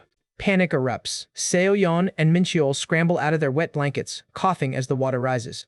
Harung acts fast, snatching her red medical bag as they prep for evacuation. With the water ticking up, Cheonsu shines his light down the tunnel, realizing the sheer scale of the disaster. He yells that this isn't a normal sewer line. It is a massive city water tank, and it is filling to the brim. With the exit locked, Seo-yeon frantically asks if they have to go back out into the deadly forest. He asks his chat how the plant monsters react to heavy rain. His viewers guess they might absorb the water for a dangerous rapid growth phase. Harung tosses out sturdy black raincoats, handing one to Cheonsu. Wiping the hood up, he grinds his teeth. Going outside means fighting mutated trees, but staying means drowning. Mincheol screams that the water is already at their knees. Cheonsu orders everyone to the ladder immediately. He climbs up first, his face turning grim as a new system warning flashes. The system warns that this flash flood isn't a natural weather event. Cheonsu is totally confused. The system hints a massive monster is artificially causing the deluge. Cheonsu gasps as a low, menacing growl echoes from above. Harung drops her flashlight into the water, her face pale with absolute terror. Seo-yeon asks, "What is up there?" He yells down the narrow shaft. Suddenly, a massive dark shape crashes through the water near the ladder, sending a huge splash across the room. From the dark depths, a colossal, glowing yellow eye snaps open, letting out a deafening aquatic screech that leaves everyone screaming. Minkeo loses his mind, screaming that a giant mutated alligator is swimming in the tank. Cheonsu yells for everyone to climb faster. He asks his chat what this nightmare is. The viewers identify it as an allcrocker, an aquatic apex predator. Meanwhile, Harung screams that the hatch won't budge. She desperately hammers the iron cover, crying that heavy debris must have sealed them in. Trapped in a flooded tank with a prehistoric predator, Cheonsu sweats profusely. The beast whips its powerful tail, creating a massive wave that threatens to rip them right off the ladder. He grinds his teeth in pure frustration. They are completely cornered. The system tells him he has to fight it. He screams back that fighting a giant gator in chest-deep water is literal suicide. But then, a Galaxy Brain Gamer idea hits him. He looks down at Harung, asking if the tree roots absolutely need water to grow. She looks confused, asking if he means they will grow instantly if they absorb this flood. She confirms they need massive water volume to trigger a growth spurt. With a wild, confident grin, Cheonsu raises his tactical axe. He orders everyone away from the ladder as he prepares to trigger an insane ecological chain reaction. With a grim look of pure determination, Cheonsu raises his axe, screaming for everyone to clear the ladder. He delivers a massive, powerful swing, slicing cleanly through a heavy metal water pipe. The severed pipe unleashes a roaring geyser, blasting water right at the base of the shaft. He holds his breath, waiting to see if his insane ecological gamble is going to pay off. A heavy, tense silence settles over the flooded room as the water slowly ripples. The surface goes completely still. His chat immediately starts laughing, roasting him because his brilliant plan apparently just completely failed. He turns back to Harung in a panic, desperately asking if the roots are guaranteed to grow. Harung sweats, stammering that they should, but admits she has never actually tested it in a literal flood before. Suddenly, the calm water surface ripples violently. A massive shape is stirring underneath. The giant tree roots begin sucking up the floodwater at terrifying speed, rapidly expanding right before their eyes. The newly grown, massive roots lash out wildly, thrashing the water and creating a chaotic storm in the enclosed tank. With a triumphant smirk, Cheonsu watches his trap spring, declaring that their counterattack has officially begun. The massive roots coil tightly around the thrashing alligator monster, squeezing it with bone-crushing force. Cheonsu laughs, calling it perfect karma. The gator screeches in absolute agony as the roots constrict and drain every single drop of water from the chamber. The plant completely dominates the fight, crushing the aquatic beast until its roars finally fade into dead silence. Minkeo watches the violent botanical rampage in pure terror, asking if they are really safe down here now. The giant tree now completely fills the room, its massive branches blocking the ceiling. The chat notes the storm outside stopped, but warns that the roots are blocking the exit. They look up. The metal hatch is totally sealed off by a thick layer of massive roots. Cheonsu looks down at his tactical axe with a knowing smirk, asking his chat if this premium weapon has some hidden stats locked away. He grips the handle tight, ready to unleash its true potential. He steps right up to the wooden wall, announcing he's going to run a little field test. His chat gets incredibly hyped, cheering him on to flex his gamer mechanics. The system chimes loudly as multiple wealthy sponsors combine their funds to drop an official custom challenge. The objective is insane but lucrative. Destroy the giant plant monster using only his axe for a massive 20-gem payout. Cheonsu smugly accepts. With a heavy splash, he charges directly at the towering plant titan, leaving Seo-yeon screaming in shock. Min Kyeol and Seo-yeon desperately yell for him to stop, warning that rushing a giant boss barehanded is suicide. Cheonsu ignores them, calmly asking the giant tree if it's ready to dance. He winds up and swings his tactical axe with superhuman speed, yelling for his viewers to watch closely. The sharp blade bites deep, triggering a bright pink flash as his aggro skill activates. The root groans, and a glowing digital one carves itself into the bark. Cheonsu realizes the combo count has officially started. He swings again, landing a clean hit that carves it glowing too. He moves like lightning, dodging the whipping roots while relentlessly striking the main trunk. He lands consecutive blows, the numerical counter rapidly ticking up to 3, then 4. The pink energy around his axe glows brighter and more intense with every single connected hit. He lands another heavy blow, yelling in absolute triumph as he confirms his weapon theory was right on the money. He notes that while the axe is already incredibly durable, its true boss-killing potential is locked behind this combo counter.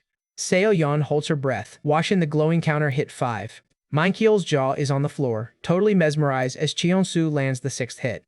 He leaps completely over a massive lashing root, pulling off a gravity-defying mid-air dodge.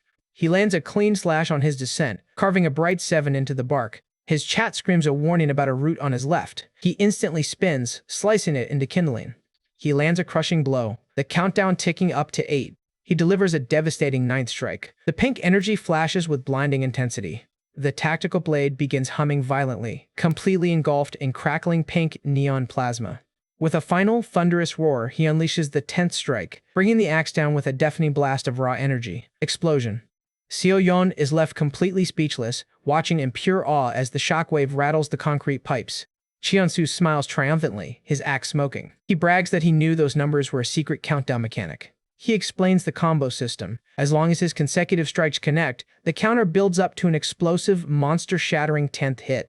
But his celebration gets cut short. The remaining roots start slithering and twitching again, refusing to die. Cheon-soo's expression turns ice cold. He declares he doesn't care how much HP this weed thinks it has. He lunges right back in, shouting that he will just run the entire combo again as he lands the first strike. He unleashes a second relentless flurry, the heavy impacts echoing through the sewer. The battle reaches its peak as he lands the 9th strike. The pink plasma crackles violently around his blade again. With a wild, battle-hungry grin, he raises the glowing axe, telling his chat he's about to turn this overgrown weed into fresh firewood. He delivers the final 10th strike with a deafening blast that paints the entire room in blinding pink light. The massive shockwave sends a cloud of splinters and debris flying everywhere, forcing Seo-yeon to cover her face. Countless wooden fragments rain down onto the flooded floor like a shower of autumn leaves. The massive plant titan is completely obliterated, its shattered trunk collapsing into a heap of dead wood. The system chimes, officially confirming the mission is complete. Totally gassed, Cheon-soo flops onto his back, begging his chat to never make him play lumberjack again. He rubs his sore muscles while his chat just laughs at him, joking that the monster is in neat little pieces now and urging him to do it again. He sits back up with a grin, calling up to his friends on the ladder that the area is finally secure. Min-kil, Seo-yeon, and Harung peer down, their faces flooded with immense relief. Min-kil steps down, weakly tapping the dead alligator's snout just to make sure it's actually dead. Suddenly, Harung lets out a creepy laugh, eyes sparkling as she announces how excited she is to experiment on the gator corpse. Seo-yeon backs away, calling her an absolute psychopath. Cheon-soo swings his backpack on, ordering them to pack up since the rain stopped and they can safely head topside. They step back out into the city to find the dark storm clouds have vanished, replaced by a bright, sunny blue sky. They walk down the street, arriving at the gated entrance of a massive shopping complex. Cheon-soo announces this is their next loot target. Harung fusses over Min-chio like a mother hen, warning him to be super careful with his fresh wounds. Inside the sports section, Cheon-soo picks up a sturdy baseball bat, ordering everyone to grab a weapon for self-defense. A confident smirk spreads across his face as he grips the classic starting weapon. But their peaceful looting is ruined when a loud, vulgar curse echoes from the next aisle. Min-chio and Harung flinch violently. Cheon-soo tenses up, his eyes narrowing as he preps for a potential shootout with hostile survivors.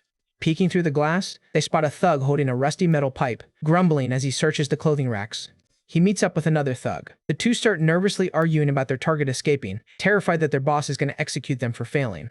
Suddenly, one of them spots something down the hall, and they both sprint off into the complex. Hiding behind a rack, Cheon-soo notes with serious concern that these are not your average scavengers. They are wearing the exact same tracksuit jackets as the sketchy guys from the alley. They belong to a massive, organized gang. He wonders who exactly these thugs are hunting down with such desperation. But as he turns around, his heart completely stops. Min-kil is standing frozen, staring in absolute blood-draining horror at a shadow hiding right inside the dressing room.